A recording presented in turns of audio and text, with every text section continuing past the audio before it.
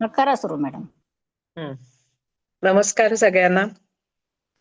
मंगल मॅडमला धन्यवाद आणि नमस्कार, त्यांनी मला ही संधी दिली. सर्व श्रोत्यांना आणि त्यांच्या समूह ऊर्जेला नमस्कार करून मी माझ्या आजच्या सेशनला सुरुवात करत आहे. आजचा आपला विषय आहे सनातन धर्मातील 16 संस्कार आणि त्या मागचं विज्ञान. तर 16 संस्कार हे सनातन धर्मामध्ये किंवा जास्त करून हिंदू धर्माचं ते वैशिष्ट्य आहे. आणि मनुष्य जन्माला येण्यापूर्वी गर्भावस्थेत किंवा रादर गर्भधारणा सुद्धा होण्यापूर्वी जो जीव जन्माला येणार आहे तो उत्तम निरोगी चांगला जन्माला यावा म्हणून पहिला संस्कार करतात. आणि त्याच्यानंतर शेवटचा संस्कार म्हणजे अंत्येष्टी, म्हणजे मग तो मनुष्य मृत्यू पावल्यानंतर त्याला चांगली गती मिळावी म्हणून संस्कार करण्यात येतो, तो अंत्येष्टी असा असतो. तर हे आता संस्कार कोणते आहेत ते बघूया आधी आपण, आणि मग त्याच्या मागचं विज्ञान सुद्धा थोडक्यात बघूया. सनातन धर्मात पूर्वीच्या ऋषी मुनींनी प्रत्येक मानवाच्या उन्नतीला प्राधान्य दिलेले होते. त्याला संस्कारित केल्यास आणि पूर्ण उन्नत केल्यास त्याला त्याचा नक्की लाभ होईल, तो सर्वसंपन्न होईल आणि पर्यायाने समाज आणि राष्ट्र संपन्न होईल असा विचार त्याच्या मागे होता. 16 संस्कारांमध्ये जन्मापासून मृत्यूपर्यंत त्या त्या वयाला आणि त्या त्या परिस्थितीला योग्य असे संस्कार सांगितलेले आहेत. पहिला गर्भाधान हा पहिला आणि अंत्येष्टी हा शेवटचा संस्कार आहे. आता बघा, खाणीमध्ये जो कोळसा असतो, हिऱ्याचा जन्म कोळशापासूनच होतो, तर खाणीतील कोळशावर आपण संस्कार केले जातात, मग त्याचा हिरा बनतो. त्याला अधिकाधिक पैलू पाडले, अधिकाधिक त्याला चमकवलं तर तो कोहिनूर हिरा होतो. त्याचप्रमाणे जर त्या बालकाला जे जन्माला येणार आहे त्याच्यावरती अगदी जन्मतःच किंवा जन्मापूर्वीपासूनच संस्कार करत राहिलं, अधिकाधिक चांगले चांगले संस्कार करत राहिलं, तर मग मनुष्याचं तो एक अतिशय उत्तम असा मनुष्य म्हणून जन्मास येतो. आणि तो सुखासीन म्हणण्यापेक्षा जे योग्य आणि जे नीतिमूल्यांनी भरलेलं असं व्यवस्थित आयुष्य जगतो. जन्मानंतरचे पूर्ण आयुष्य आणि मृत्यूनंतरचेही जीवन सुखमय व्हावे म्हणून हे संस्कार आपल्या सनातन धर्मामध्ये सांगितलेले आहेत. आता ह्याच्या मागचं विज्ञान काय आहे? मानसशास्त्राप्रमाणे संस्कार म्हणजे काय? मनावर संस्कार नेहमी मनावर होत असतात. हे मनाची ठेवण विशिष्ट प्रकारची बनवण्यासाठी मदत करतात. गर्भात असताना जीवाला त्याचे मागील जन्म आठवत असतात आणि त्यावेळेस परमेश्वर प्राप्तीसाठी किंवा आत्मज्ञान मिळवण्यासाठी आपण काहीच केले नाही गेल्या जन्मामध्ये, कारण तो आता परत जन्म घेणार आहे. तर परमेश्वर प्राप्तीसाठी आणि आत्मज्ञान मिळवण्यासाठी आपण काहीच केले नाही, आपले मागचे जन्म वाया गेले, याबद्दल त्याला खेद होत असतो. आणि आता या जन्मी मात्र मोक्ष गाठायचाच असा विचार तो जीव सतत करत असतो. पण काय, जन्माला आल्यावर तो सर्व हे विसरून जातो आणि मग संसार सुखात मग्न होऊन जातो. आता गर्भावस्थेत जे आठवत असते ते जन्माला आल्यावर मनुष्य विसरतो, ही खरं म्हणजे चांगली देणगीच आहे. नाहीतर फार त्या जीवाला किती क्लेश झाले असतील तुम्ही कल्पना करून बघा.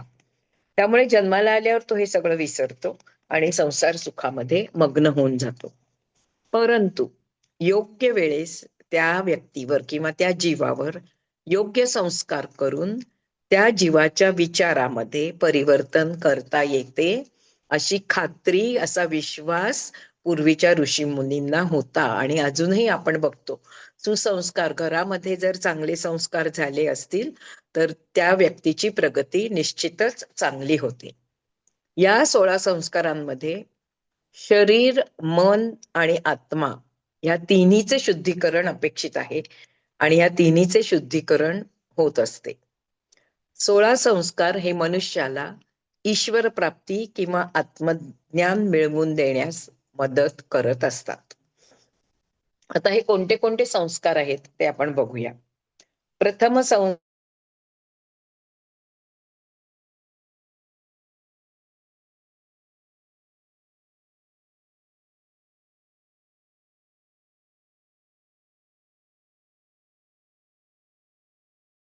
आल्यानंतर उत्तम आणि निष्कलंक गर्भाची स्थापना स्त्रीमध्ये व्हावी म्हणून हा गर्भाधानाचा विधी करता येतात.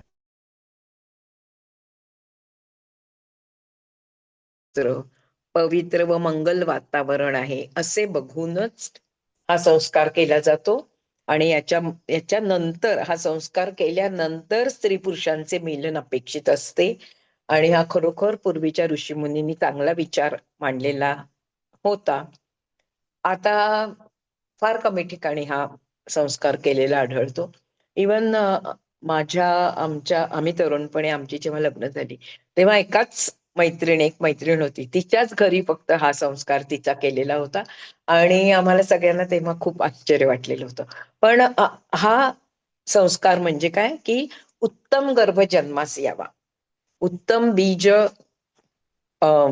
आणि क्षेत्रामध्ये जे क्षेत्रामध्ये जी पेरणी होते त्याच्यापासून उत्तम पीक निर्माण व्हावं असं कसं शेतकरी प्रयत्न करत असतो, त्याचप्रमाणे इथे सुद्धा गर्भाधानाच्या याच्यामध्ये उत्तम संतती निर्माण व्हावी. आणि पूर्वी काय होतं, पूर्वी बघा सगळ्यांना मुलगा मुलगा मुलगा असं असायचं. आताही असेल कदाचित काही जणांचं. पण ते कशासाठी असतं तर अंत्येष्टीच्या वेळेला मुलांनी श्राद्ध कर्म वगैरे केलं किंवा ते अग्नी म्हणजे दहनाचे हे केले, ते सर्व विधी केले तर गती प्राप्त होते, उत्तम गती प्राप्त होते असा समज रूढ आहे. आणि त्यामुळे पितृऋण फेडण्यासाठी म्हणून मुलगा हवासा असा वाटत असतो. पण आता थोडं ती कल्पना किंवा ते एकंदर परिस्थितीमुळे ते कमी झालेलं आहे. आणि तरी सुद्धा आपण बघतो काही काही गावात किंवा काही काही घरांमध्ये ते गर्भ कोणता आहे ते बघण्यासाठी सोनोग्राफी करतात. आणि स्त्रीचा गर्भ असेल तर स्त्री भ्रूण हत्या अजून चालू आहे. अधूनमधून टीव्हीवर किंवा पेपरमध्ये येत असतं, स्त्री भ्रूण हत्येचे प्रयत्न होताना आपल्याला दिसतात. तर गर्भाधानाचा विधी समजला तुम्हाला काय आहे, तर त्याच्यानंतर मग स्त्री पुरुष मिलन, तो विधी झाल्याशिवाय स्त्री पुरुष मिलनाला परवानगी नाही. आता कसं करतात की आपल्या कुलदैवताला जाऊन आल्यानंतरच त्यांना एकत्र यायची परवानगी असते. खरं म्हणजे हे अतिशय असा योग्य असा विचार आहे. ह्याच्या मागचं सायन्स असं आहे की मातेचे मानसिक स्वास्थ्य ह्याच्यामध्ये खूप त्याचा विचार केलेला आहे. निर्व्यंग बाळ जन्मण्यासाठी मातेचे मानसिक स्वास्थ्य, मातेची तयारी पाहिजे. प्रत्येक कुठचीही नवीन गोष्ट करण्यासाठी जर आपली मानसिक तयारी असेल, त्या दृष्टीने सर्व आपण सिद्धता केली असेल तर त्याचे फळ चांगले मिळते. म्हणून मातेचे मानसिक स्वास्थ्य चांगले व्हावे, बाळाची निर्व्यंग बाळ जन्माला यावं, बाळाची मानसिक आणि शारीरिक स्थिती चांगली असावी. आणि न्यूरोलॉजिकल हे जर हा गर्भाधान विधी केलेला असेल तर त्या गर्भातल्या बाळाचा न्यूरोलॉजिकल विकास उत्तम होतो असं शास्त्रांनी शोधून काढलेले आहे. आणि हे कशामुळे होत असेल तर आपल्या हिंदू धर्मामध्ये कुठचाही विधी आपण जो म्हणतो तो केलेला असतो तेव्हा होम हवन असतं, मंत्रोच्चारण असतं, मोठ्या मोठ्याने मंत्र म्हटले जातात. तर त्या ज्या सगळ्या लहरी असतात तेच आणि होम हवनाचा जो अग्नी असतो त्याच्यामुळे सर्वत्र पवित्र वातावरण निर्माण होतं. आणि त्या लहरींमुळे पॉझिटिव्हिटी निर्माण होते. आणि त्याचं ग्रहण ते नकळतरित्या का होईना त्याचं ग्रहण शरीरामध्ये म्हणजे शरीर त्याचं ग्रहण करतं. आणि हे जे सकारात्मक मंत्र आणि वातावरण असतं त्याच्यामुळे मातेला आणि त्या पुरुषाला सुद्धा त्यांच्या चित्तवृत्ती फुलून येतात, विकसित होतात. आणि आता त्याला असं त्यांनी जोड लावले की म्युझिक थेरपी जी आहे, म्युझिक थेरपीमुळे रोग सुद्धा बरे होतात असं म्हटलेलं आहे. तर ह्या म्युझिक थेरपीचा उपचार इथे केला जातो. एन्व्हायरमेंट शुद्ध होतं. हे जे आपण मंत्रोच्चारण करतो, आता पुढील काही माझ्या मैत्रिणी ते घेणार आहेत मंत्रोच्चार आणखीन ह्याच्यावरती, तेव्हा तुम्हाला जास्त कळेल. त्या मंत्रोच्चारणामुळे पॉझिटिव्हिटी निर्माण होते आणि चांगला आणि उत्तम गर्भ अव्यंग मूल जन्मण्यासाठी बैठक तयार होते. आणि मग त्याच्यावरती बौद्धिक आणि भावनिक स्तरावरती त्या गर्भाच्या विकासाला मदतच होत असते. म्हणून हा गर्भाधानाचा विधी एवढा सगळा विचार करून आपल्या पूर्वीच्या ऋषी मुनींनी हा गर्भाधानाचा विधी सांगितलेला आहे. म्हणजे बाळ जन्मण्याच्या आधीच हा गर्भाधानाचा विधी केला जातो. कशासाठी? उत्तम सुदृढ बालक निर्माण व्हावे म्हणून. आता दुसरा जो विधी आहे तो बघा, पुंसवन विधी, म्हणजे गर्भधारणा झाल्यावर पुत्रप्राप्तीसाठी हा विधी करतात. आता त्याला एवढं महत्व राहिलं नाही, करतही असतील काही जण, कारण आता मुलगी आणि मुलगा याच्यामध्ये काही भेदभाव कोणी करत असेल असं वाटत नाही. आता फक्त अशीच आपली इच्छा असते की कोणी का होईना पण निव्यंग, सुदृढ, हुशार असं मूल आपल्या पोटी जन्माला यावं असं प्रत्येक आई वडिलांना वाटत असतं.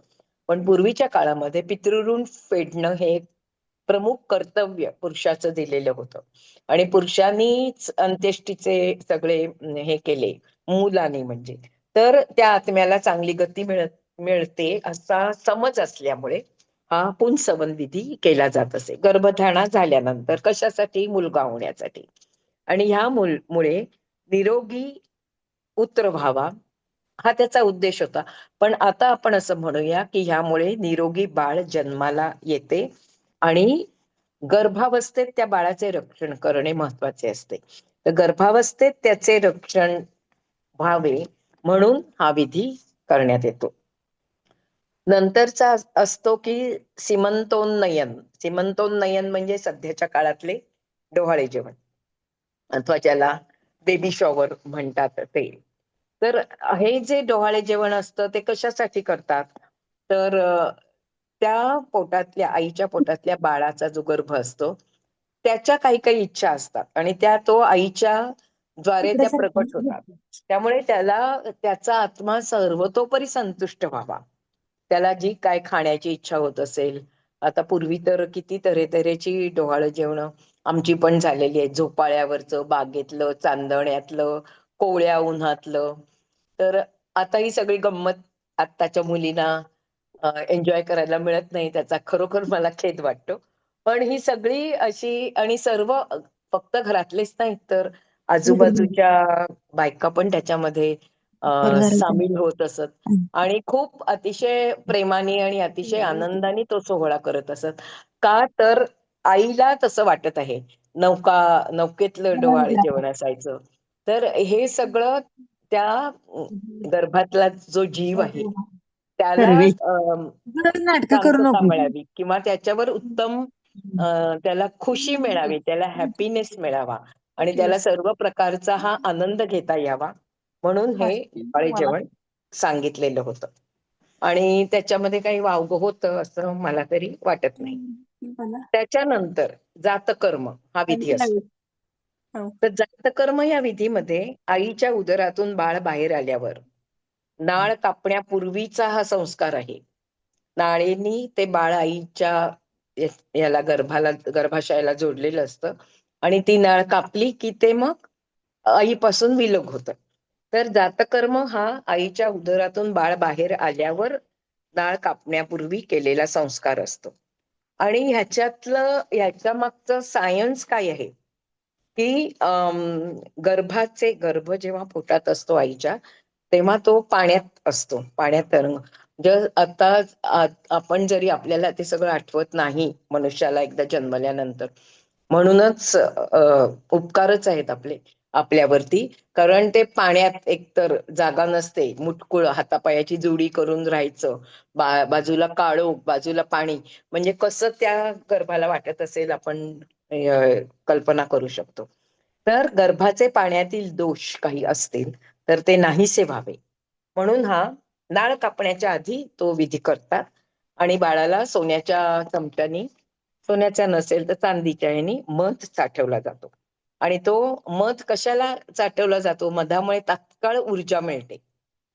शरीरामध्ये तात्काळ ऊर्जेचे प्रदान शरीराला होते आणि म्हणून त्याच्यासाठी मध चाटवला जातो.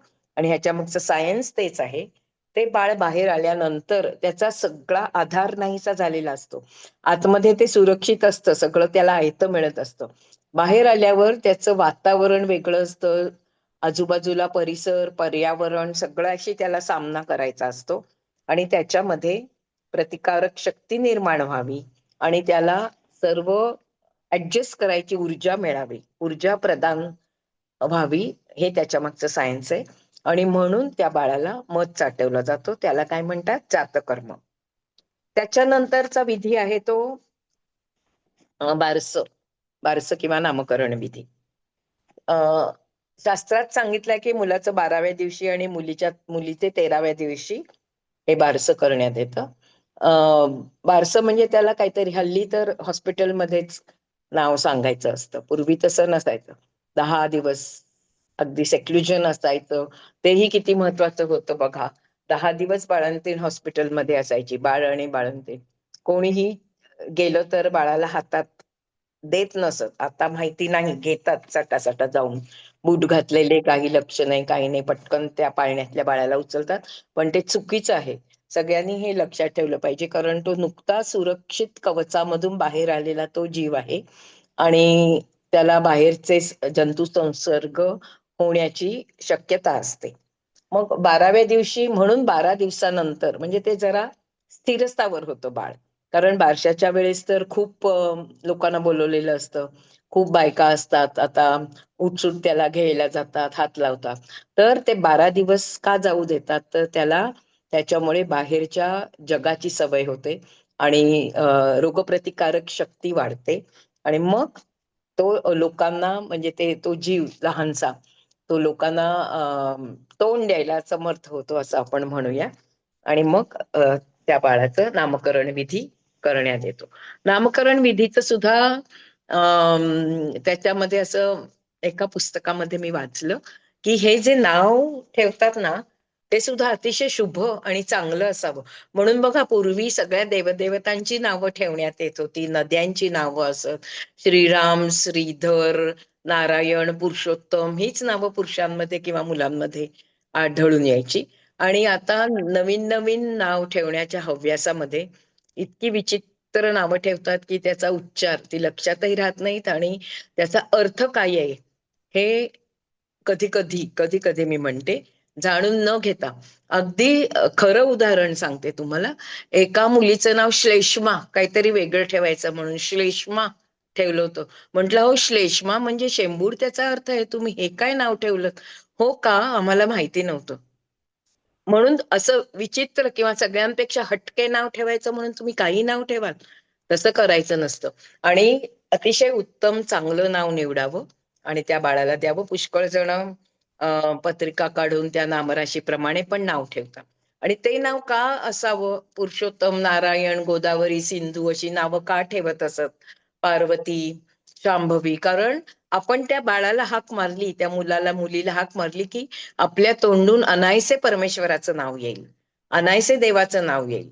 श्रीधर, श्रीकृष्ण वगैरे नाव अनायसे आपल्या तोंडून देवाचं नाव होतं, नामजप होतो. म्हणून मुलाला नेहमी चांगलं, आता अगदी देवाचीच ठेवा असं काही कोणी म्हणणार नाही, पण आपण विष्णू सहस्त्रनाम अधिक महिन्यामध्ये मी वाचलं महिनाभर. तर त्याच्यामध्ये जी विष्णूची सहस्र नावं होती, त्याच्यात ती आत्ताची सगळी अनिरुद्ध, अमुक तमुक सगळी त्याचीच नावं आहेत, विष्णूचीच नावं आहेत. म्हणजे आता मॉडर्न नावं सुद्धा ती विष्णूचीच नावं आहेत असं कळलं. धैर्य, शौर्य, अमुक तमुक ही शौर्य, धैर्य वगैरे ती सगळी नावं त्याची आहेत. त्यामुळे उत्तम नाव ठेवलं की त्या आईला, हाका मारणाऱ्याला पण त्याचा फायदा होतो आणि त्या बाळाला पण, कारण आपलं जे नाव आहे त्याचा इफेक्ट जन्मभर आपल्यावर पडत असतो. म्हणून नाव हे नेहमी चांगलं ठेवावं. आणि मग 12व्या दिवशी त्याचं नाव ठेवलं जातं.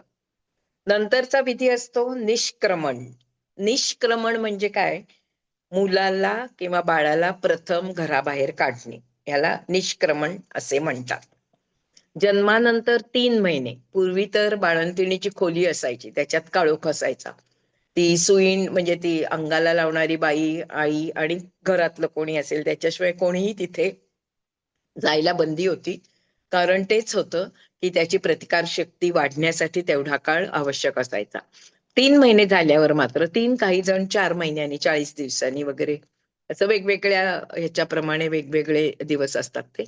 जन्मानंतर 3 महिने झाल्यावर हा संस्कार करण्यात येतो.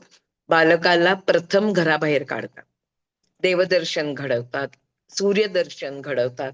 आता सूर्यदर्शन घडत असेल बाळाला, कारण आता काही बाळंतिणीच्या खोल्या काळोख्या नसतात, दाट काळोख्या नसतात.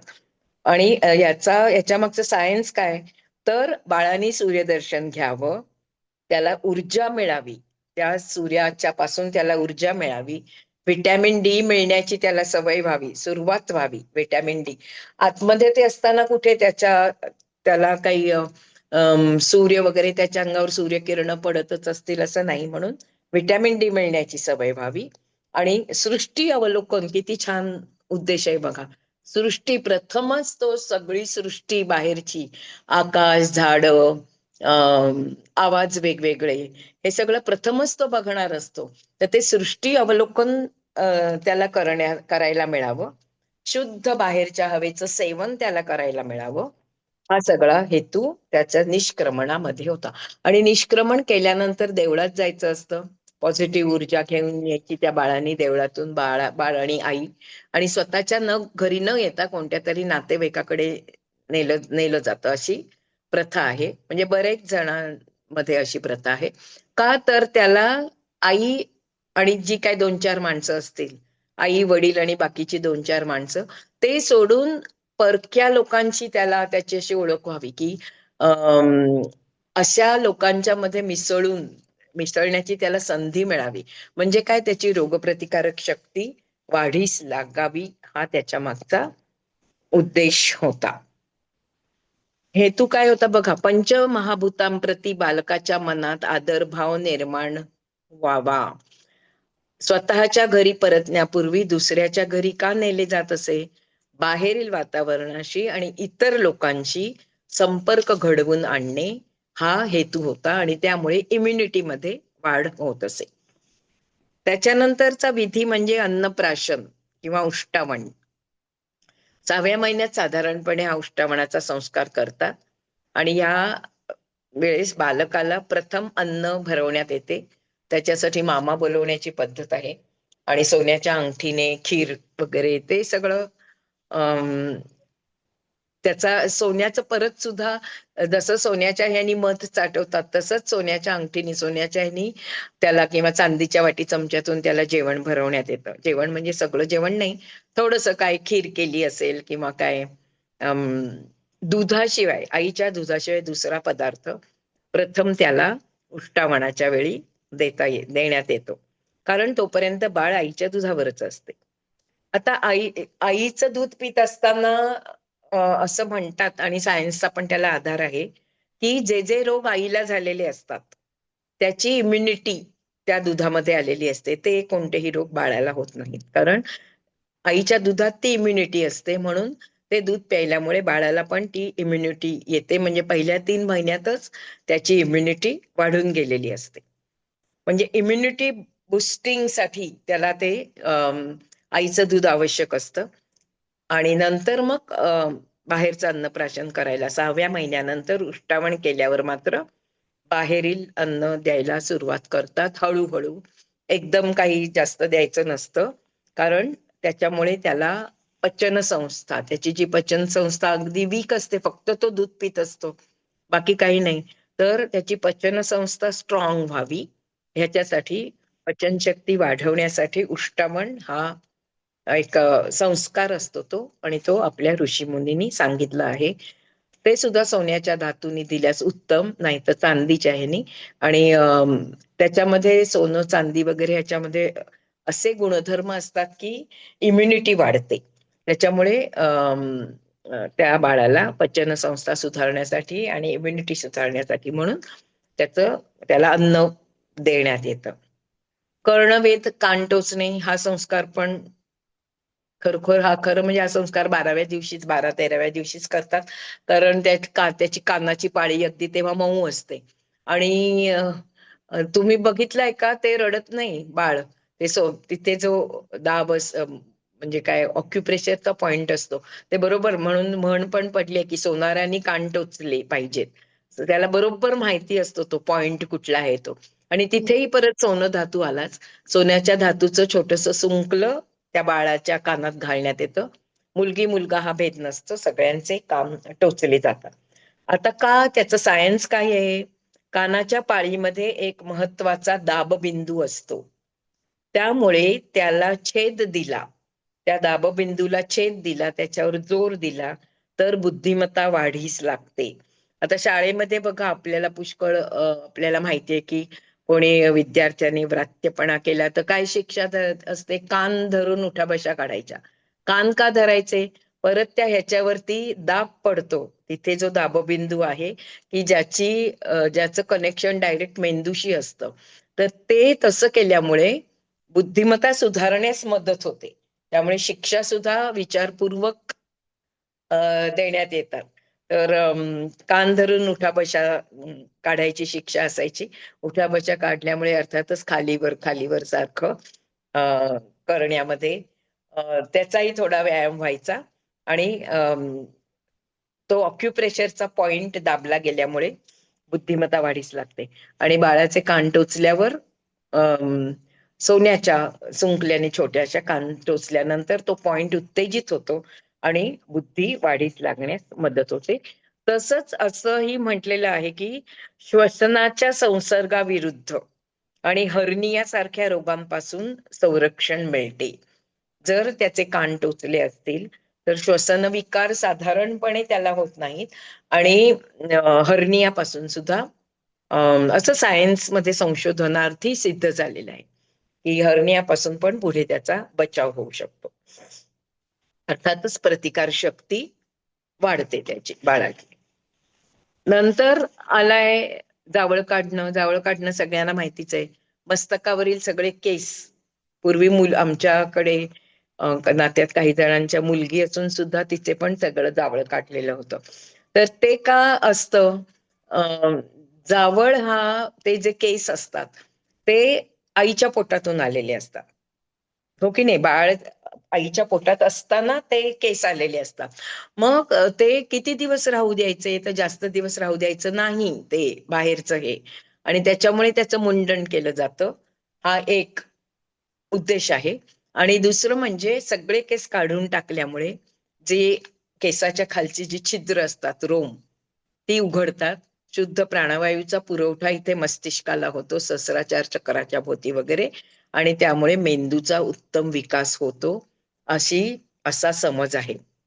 आणि शरीराचं तापमान सुद्धा नियंत्रित राहण्यास मदत होते. त्यालाच नंतर वर्धापन. वर्धापन म्हणजे काय? 1 वर्षाचा वाढदिवस आला बाळाचा. आता जन्मकालापासून 1 सौरवर्ष पूर्ण झाल्यानंतर जन्म नक्षत्राच्या दिवशी बाळाचा 1 वर्षाचा वाढदिवस करण्यात येतो. त्या दिवशी त्याला ओवाळणं तर महत्वाचं असतं. सुवासिनी येऊन त्याला ओवाळतात. नंतर अभिषेक असतो काही काही जणांकडे. विविध सुक्त पठण केली जातात. पुन्हा हे सगळं जर होम हवन वगैरे केला तर त्या अग्नीमुळे पॉझिटिव्हिटी निर्माण होते. सुक्त पठणामुळे घरामध्ये त्या लहरी जातात आणि पॉझिटिव्हिटी निर्माण होते. तीळ आणि गुळाचे सेवन दुधात घालून देण्याची त्याला पद्धत आहे. आणि सुक्त पठणामध्ये मंत्रांमुळे स्पंदन आणि आवर्तन निर्माण होऊन पॉझिटिव्हिटीचे कवच त्या मुलाभोवती, त्या जीवाभोवती निर्माण केले जाते. आता मात्र हे सगळं, आता फक्त काय, तो बाहेरून केक आणायचा, कापायचा आणि मेणबत्त्या विझवायच्या. हे खरं चुकीचं. केक कापणं चुकीचं नसेल कदाचित, पण त्या ज्या मेणबत्त्या विझवतात ते खरोखर चुकीचं आहे. आपण दिव्यांनी आपल्या हिंदू धर्माप्रमाणे ओवाळतो, औक्षण करतो. आणि केक कापला आता तर ठीक आहे, पण हे सगळं जे ह्याच्या मागचं जर शास्त्र समजावून दिलं तेच आता होत नाही. पूर्वी कसं अमुक एक सांगितलं मोठ्या माणसाने, तर का हे विचारायची प्राज्ञा नव्हती. करायचं म्हणजे करायचं, गप्प बसा. ते आपण करत आलो. आत्ताची जी पिढी आहे ती जास्त हुशार आहे म्हणावी, जिज्ञासू आहे, चौकस आहे. त्यांना का, हे असं का करायचं ह्याचं उत्तर लागतं. आणि जर ते उत्तर आपल्याकडे, योग्य उत्तर प्रत्येक आई वडिलांनी दिलं किंवा प्रत्येकाने त्या काला योग्य उत्तर दिलं, तर ह्या सगळ्या प्रथा पुन्हा सुरू होतील. त्यांना ते समजतील, ते ते ऍक्सेप्ट करतील आणि चांगल्या प्रथा पुन्हा सुरू होतील. तिसऱ्या वर्षी आता परत त्याचं विधिपूर्वक केस कापले जातात. आपण बघितलं, हे जावळ काढलं जातं. आणि काही काही वेळेस हल्ली मुंजी बरोबर हा विधी करण्यात येतो मुलाचा. मुंज जेव्हा होते, उपनयन होतं, तेव्हा गोटा केला जातो आणि शेंडी फक्त ठेवली जाते. तर मुलीचे किंवा मुलाचे जावळ काढण्याचा विधी हा साधारणपणे चौलकर्म म्हणजे तिसऱ्या वर्षी किंवा कधी कधी आधी पण करतात. आणि मुलीचे ते बोरनहाण, जावळ हल्ली काढत नाहीत मुलीचे सगळे केस, काही काढण्याची पद्धत नव्हती पूर्वी, पण पण मुलाचे सर्व केस काढण्यात येत असत. हल्ली नुसतं शास्त्र म्हणून एक बट कापतात, काहीतरी शास्त्र, ते आईच्या पोटातले केस असतात ना, म्हणून ते बट कापतात एक. आणि मग बोरनहाण पण करता येतं. तर त्या केसावरून ती बोरं ओतायची, लाह्या वगैरे ओतायच्या. त्याच्या मागचं पण की ते शुद्धीकरण, ते जे गर्भातून घेऊन आलेली जी जे केस असतात त्याचं ते शुद्धीकरण केलं जातं. नंतर आलं अक्षरारंभ, शाळा आली बाळाची, विद्यारंभ. मुलाच्या ग्रहण करण्याच्या क्षमतेला, लर्निंग कपॅसिटी ला योग्य दिशा मिळते, म्हणून बाळाला शाळेत घालणं अतिशय आवश्यक आहे. आणि हल्ली अगदी फार लवकर घालतात, 2.5व्या वर्षी वगैरे, ते बरोबर नाहीये. साधारण 5-6 वर्षाला त्याच्या हातात पाटी देऊन त्याला अक्षर ओळख करून द्यावी आणि पहिलं अक्षर ओम शिकवावं, असं सगळ्या या पोथीतून, आणखीन ह्याच्यातून म्हटलेलं आहे, पुस्तकातून म्हटलेलं आहे. पहिला ओंकार, कारण ओंकाराचं खूप महत्व आपण पाहिलेलं आहे. आपण ओंकार शिकतो. मॅडमनी पण आपल्याला विविध वेळेस अनेक सेशन्स घेऊन ओंकाराचं महत्व सांगितलेलं आहे. तर पहिलं अक्षर बाळाला ओंकार, ओम काढायला शिकवायचा, ओम म्हणायला शिकवायचा. आणि नंतर मग त्याची शाळा सुरू होते, म्हणजे विद्यारंभ, लर्निंग कपॅसिटी. मग मुलगा असेल तर मुंज आली त्याची, उपनयन. आता उपनयन मुंज करताना किंवा पूर्वीच्या काळामध्ये उपनयन म्हणजे तो मुलगा घरून आईला सोडून गुरुकुलात जाऊन राहत असे. तेव्हाच्या शाळा म्हणजे आता सारख्या नव्हत्या, गुरुकुल असे, तिथेच राहायचं असे. आणि गुरु पत्नी जी असे ती त्यांच्या सगळ्या मुलांची काळजी घेत असे. तर मुंज मुलगा, तो मुंज झाल्यानंतर वेद शिकायला, त्याला वेदारंभ पण म्हणतात, वेद शिकायला प्रारंभ करत असे. आणि हा संस्कार जन्मानंतर 8व्या वर्षी करतात. 8व्या वर्षी मुंज केली तर हे बघायला, त्याचा काही योग्य तो दिवस बघायला लागत नाही. 8व्या वर्षीच्या कोणत्याही दिवशी मुंज केली तरी लाभदायक असते. आणि त्याचं गुरुच्या जवळ जाणे हा अर्थ आहे आईला सोडणे. त्याला घर आणि आईपासून दूर त्याला राहायची सवय व्हायला पाहिजे. आणि यानंतर बालकाचा जणू काही दुसरा जन्मच होतो असंही म्हटलेलं आहे.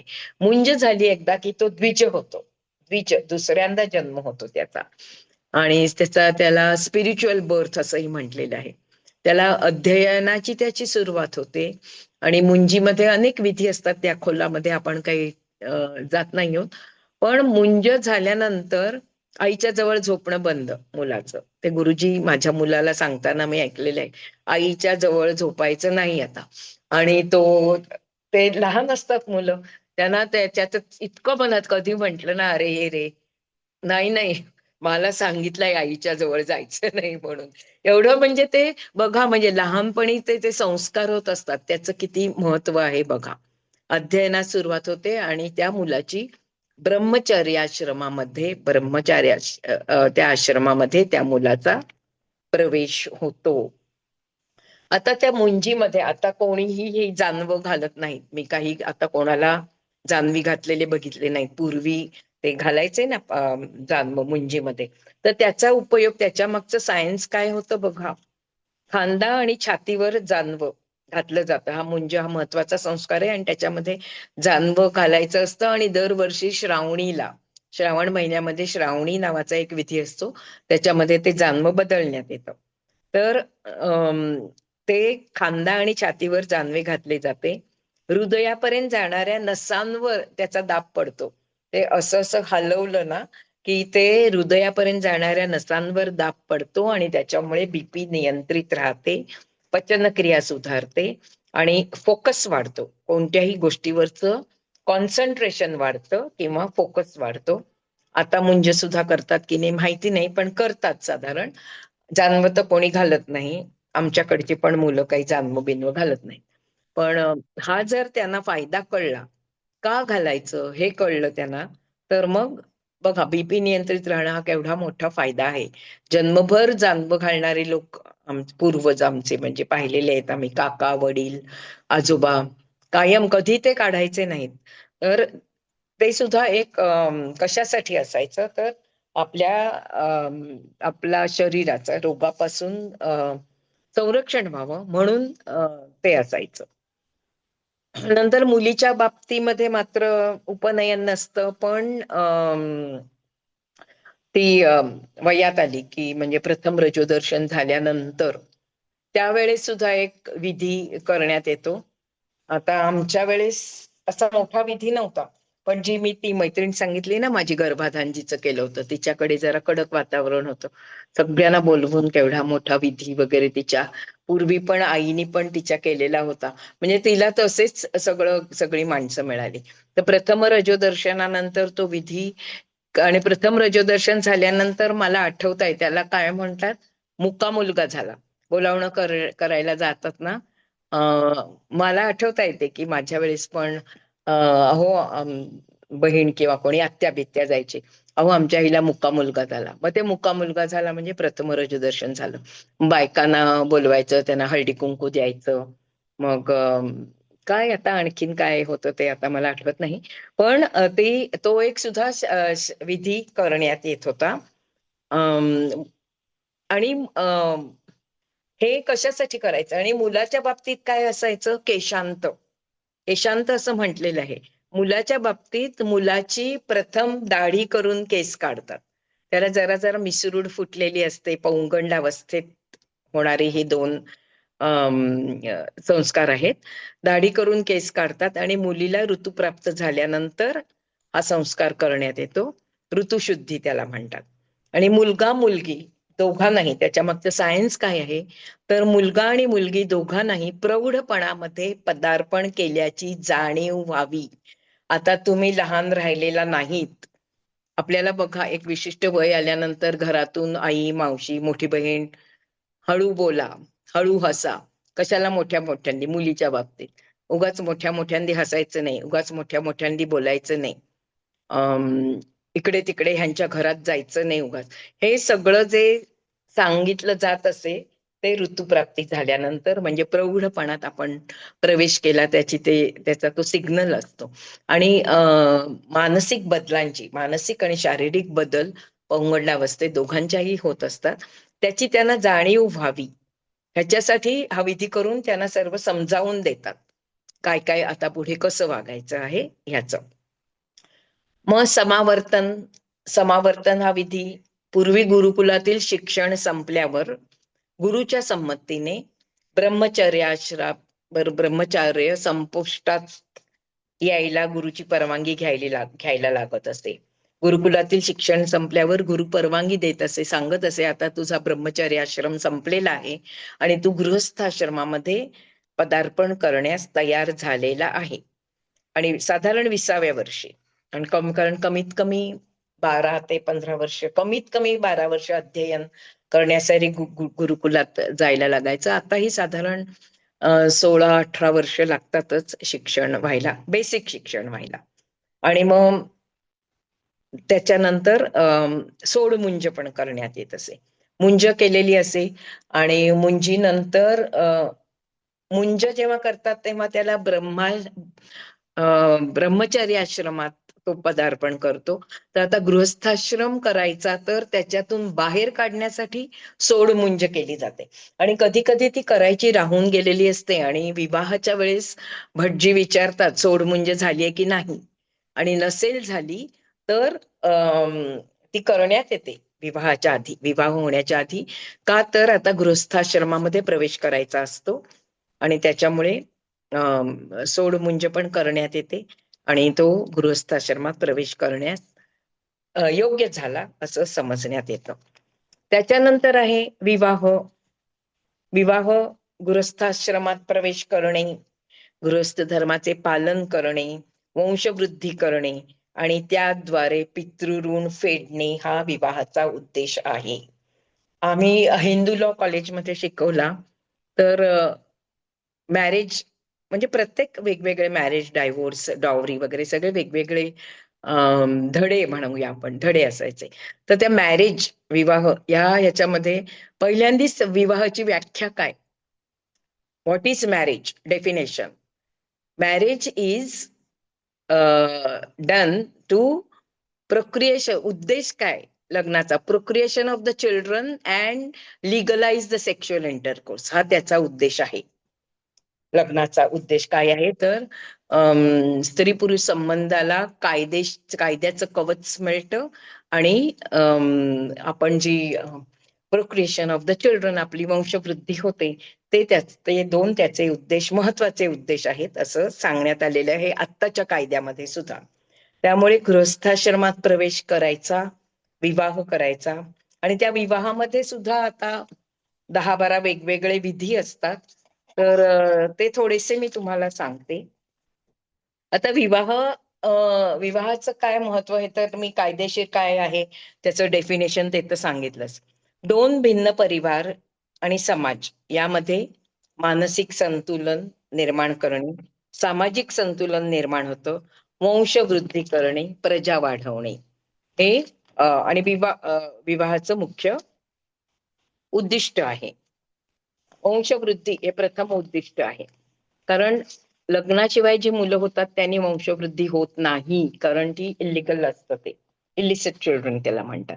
तर त्याच्यासाठी तुम्हाला legalise sexual intercourse and procreation of the children हा त्याचा कायद्याने केलेली डेफिनेशन आहे. तर आता बघा विवाहामध्ये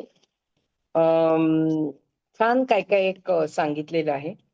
आता स्त्रियांच्या बाबतीत सुद्धा स्त्री पुरुषांचा वेश कसा असावा, स्त्रियांचे अलंकार कसे असावे, तर ते ह्याच्यात म्हटलंय विवाहाकडे समारंभ म्हणून पाहू नका, तर धार्मिक विधी म्हणून पाहिलं पाहिजे. आता पूजा विधी कोणतीही विवाहाच्या वेळेस, विवाहात होताना सुद्धा किंवा नंतर सुद्धा पूजा विधीच्या वेळी पत्नीने नेहमी पतीच्या उजवीकडे बसायचे असते. तर तसं का बसायचं? शिव आणि शक्ती यांचं मिलन होतं आणि आपण पाहिलेलं आहे पार्वती आणि शंकर. तर पत्नीला पतीचे अर्धे अंग समजले जाते. शिवाची शक्ती म्हणून पत्नीने पतीला प्रत्येक कर्मामध्ये साथ द्यायची असते.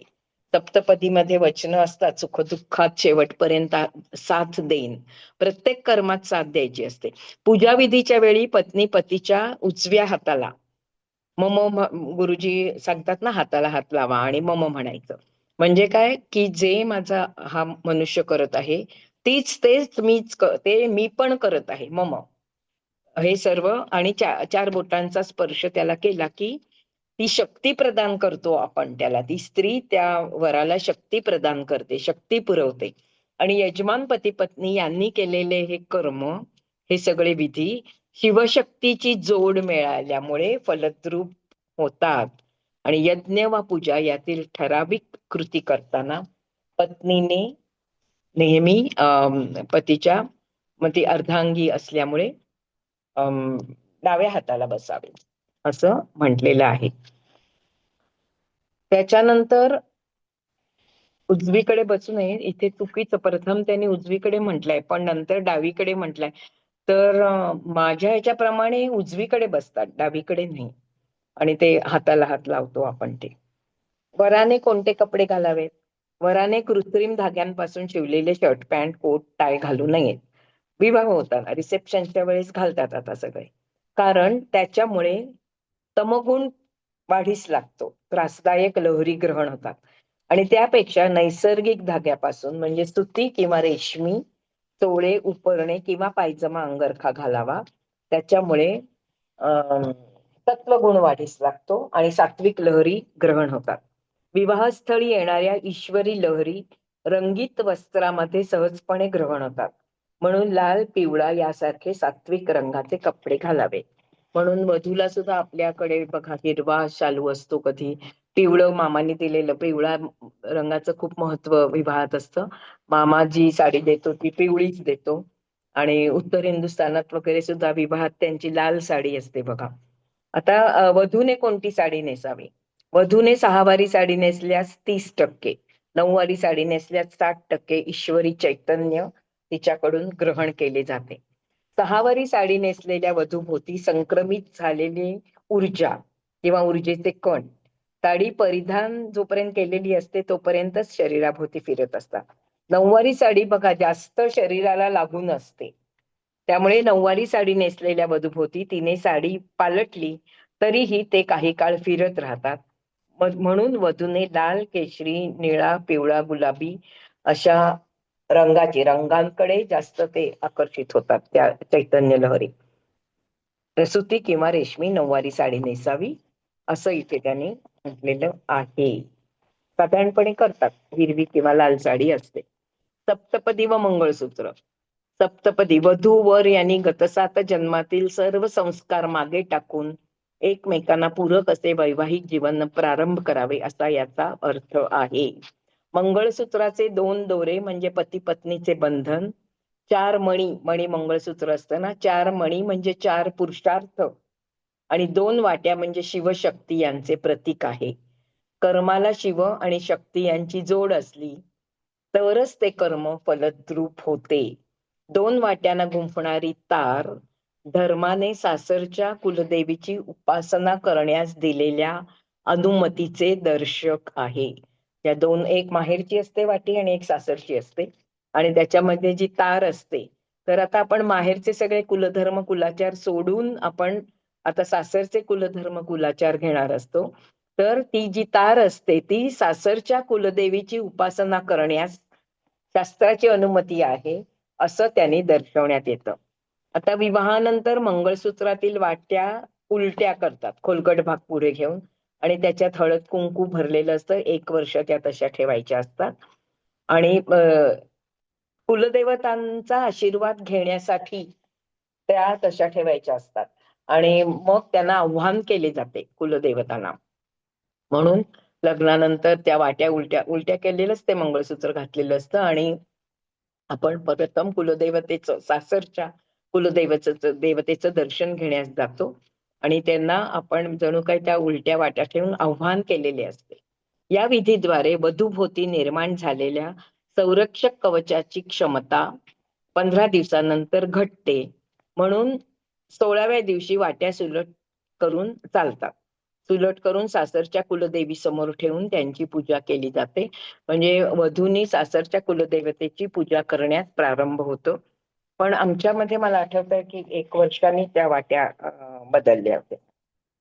आता स्त्रियांचे अलंकार कसे असावेत? मंगळसूत्र अनाहत चक्रापर्यंत छातीच्या मध्यापर्यंत लांब असले पाहिजे. हल्ली असं अगदी गळ्याभोवती घालण्याची पद्धत फॅशन आली आहे. पण जे लग्नातलं मंगळसूत्र असतं ते नेहमी लांब असतं बघा आणि घसघशीत असतं.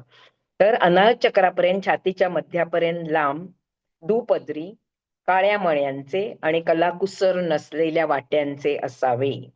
दोन्ही हातात काचेच्या हिरव्या किंवा लाल रंगाच्या बांगड्या असाव्यात. कर्णभूषणाचा एकच जोड असावा. हल्ली असं मी केलंय म्हणा, असं त्याला छिद्र करून एकापेक्षा जास्त छेद देऊन चमकीसारखे अलंकार घालू नयेत असं इथे म्हटलेलं आहे. ठीक आहे. अलंकारांमुळे स्त्रीमधील देवत्व जागृत होऊन तिचे वाईट शक्तींपासून संरक्षण होते. तर हे तर झालं. आणि सात्विक अलंकार खरेदी करावेत असंही म्हटलेलं आहे. कारण नक्षीकाम, कोरीवकाम असलेल्या अलंकारातून त्रासदायक स्पंदनं बाहेर पडतात आणि ते घालणाऱ्या स्त्रीला वाईट शक्तींचा त्रास होऊ शकतो. म्हणून सात्विक अलंकारातून निघणाऱ्या चांगल्या स्पंदनामुळे ते घातल्यावर चैतन्य मिळते. स्त्रियांनी कानात कर्णभूषणे का घालावीत? तर त्याच्यापासून एकतर आपण बघितलं, तो जो पॉइंट आहे, ऑक्युप्रेशरचा पॉइंट आहे तो, त्याच्यामुळे ते मस्तिष्काकडे जातं, त्यामुळे बुद्धिवर्धक आहे ते. आनंद लहरी निर्माण होतात, त्यामुळे मन उत्साही, सत्वगुण आकर्षित होतो म्हणून सात्विक बनते.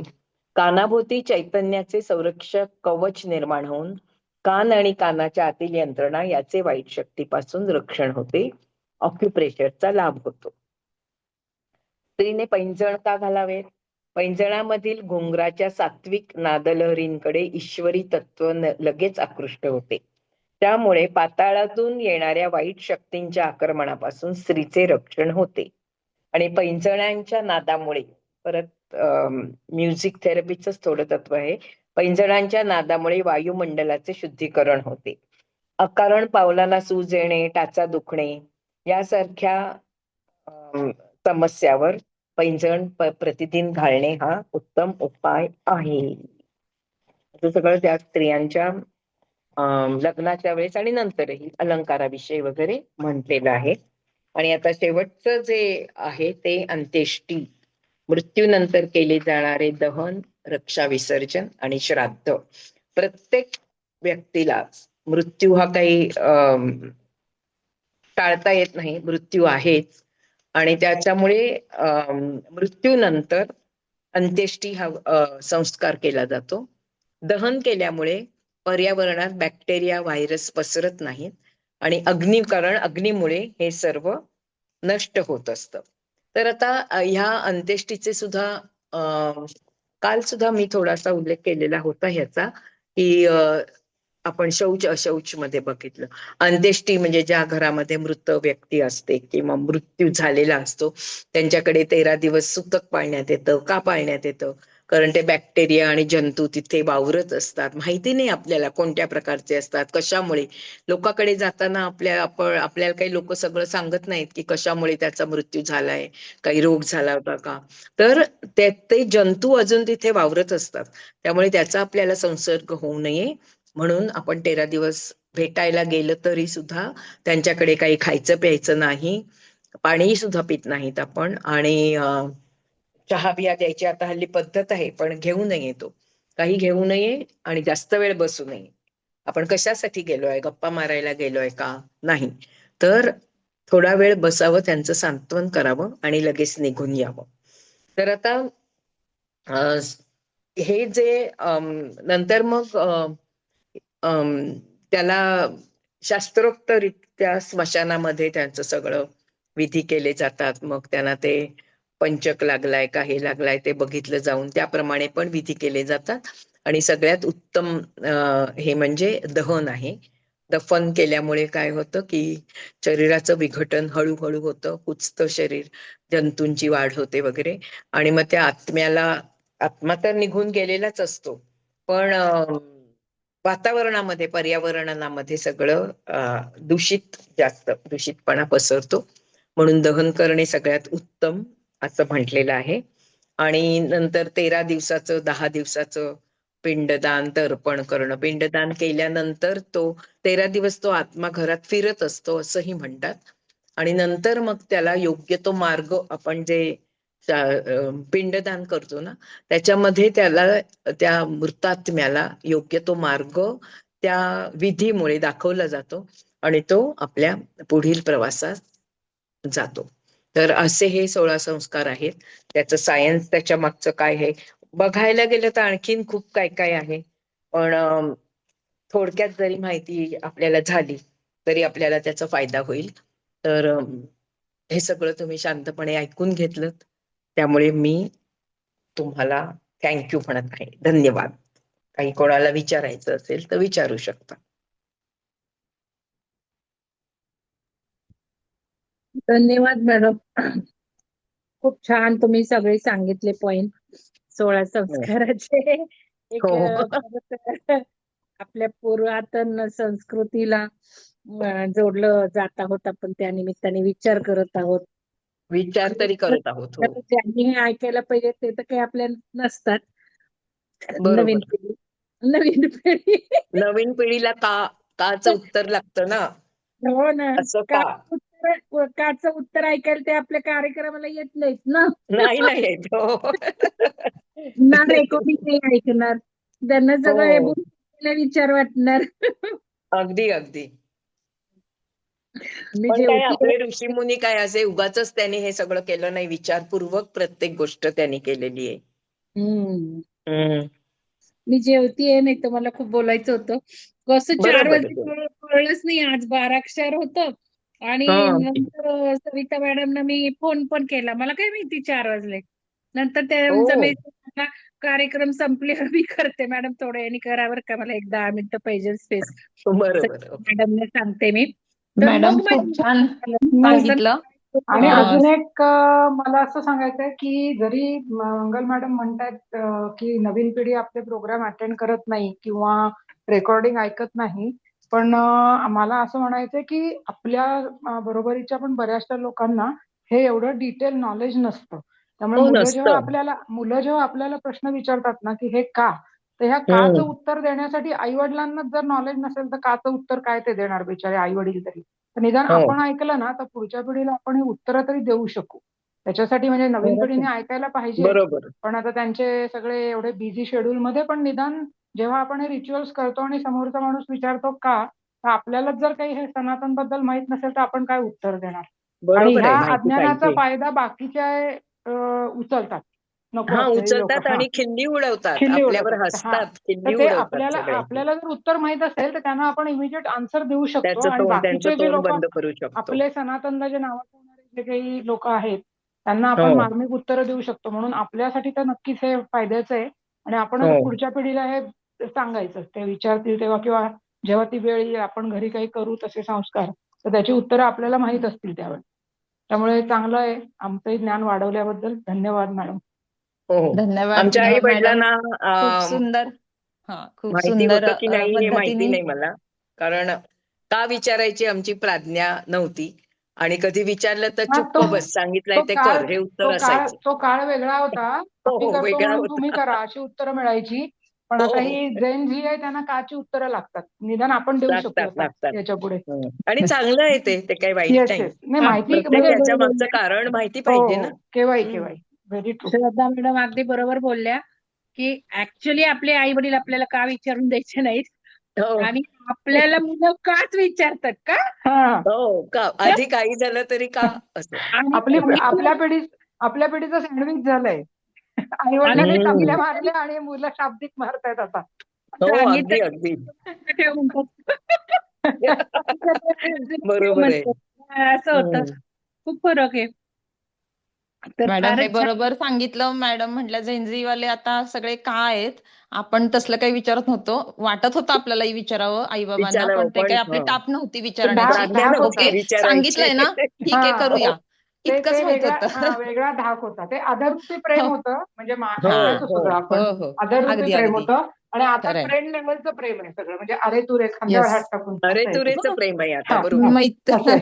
मित्रत्वाणी असतात म्हणजे येस असं हे येस नाहीये. येस येस, खरंय आणि खरंय. ठीक आहे, ते पण छान कम्युनिकेशन झालं. गॅप कमी राहतो. हो पण हो हो, मॅडम खूप बरोबर. सुंदर सांगितलं, कारण हो, हा छान जो छान बेस सांगितलं. आहे ना, संस्कार 16 हम्म. संस्कारापैकीचा, इतकं सुंदर मॅडमनी एवढा अभ्यासपूर्ण सांगितलं की छान. आणि हे म्हणजे करावेच सगळ्यांनी असं. मला किती पण हम्म. शास्त्र हो, जिथंच हो. थांबतं तिथं अध्यात्म सुरू होतं. अध्यात्म हा हम्म. बेसच आहे. त्यामुळे हे जे ऋषी मुनींनी सांगितलेलं लवकर जेवण, सूर्यास्तानंतर नाही हो. जेवायचं. मॅडम बघा आता जेवतायत, नाही येऊ का जेवायला मॅडम. हे आहे असं हे खूप सुंदर म्हणजे आहे सांगितलेलं. तसं.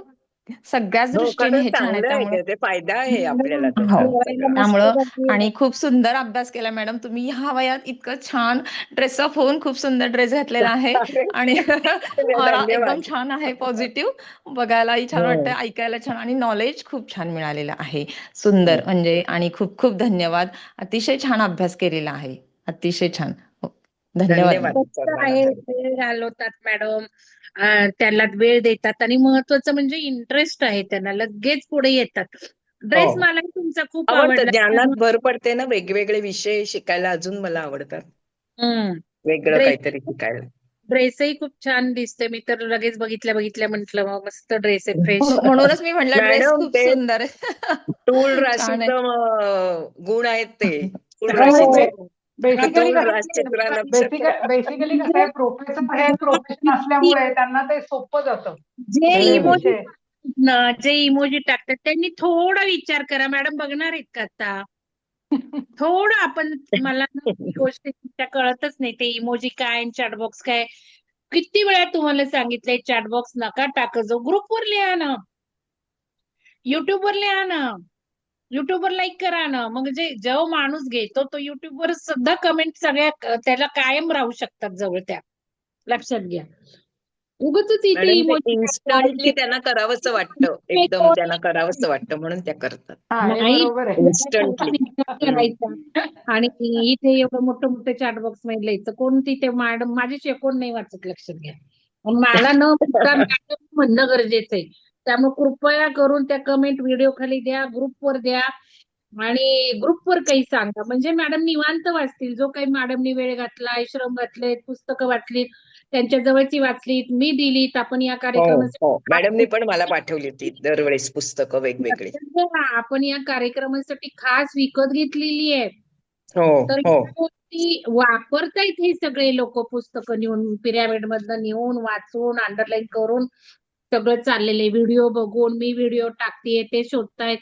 व्हिडिओतनं सुद्धा ज्ञान मिळतं. तर कृपया तुम्ही एवढं स्पंदन करा ग्रुपवर. खरंच सगळं न स्पंदनशास्त्र आहे.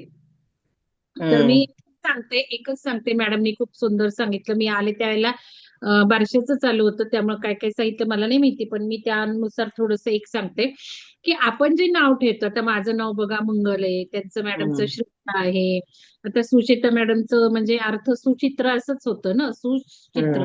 आणि आपल्याला सुचित्त, सुचित्र दिसतं. चांगलं मन.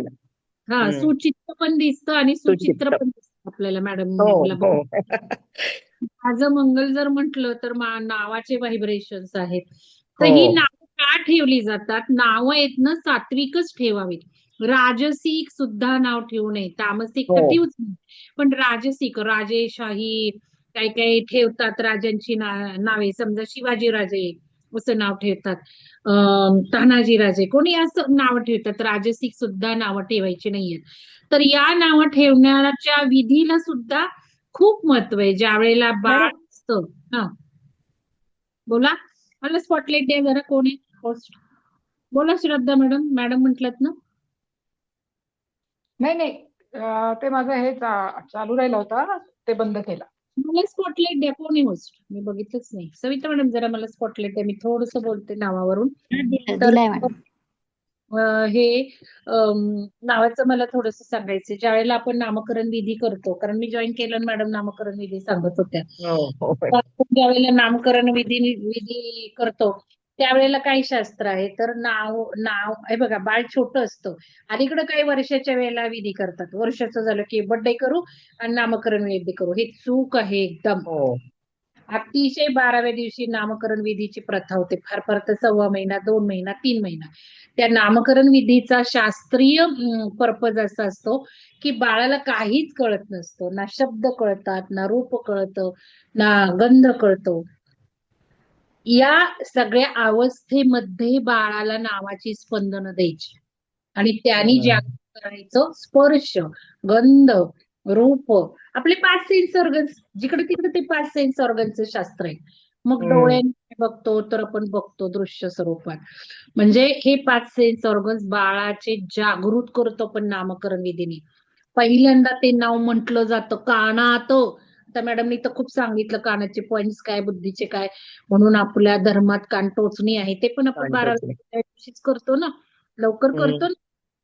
आणि अलीकडच्या मुली नको म्हणतात. आणि मग हे कानात ओरडते आत्या आणि मग घुगऱ्या घालतात पाठीमध्ये.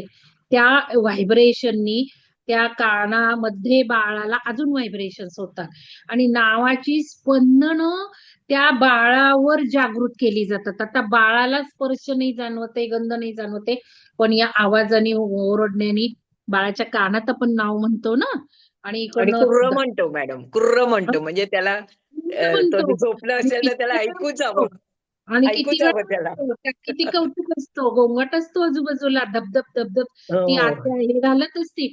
यामुळे ती व्हायब्रेशन बाळाला पहिला संस्कार होतो नावाचा आणि जागृती हम्म. होते बाळाला. आता बाळाची जागृती कुठे होती?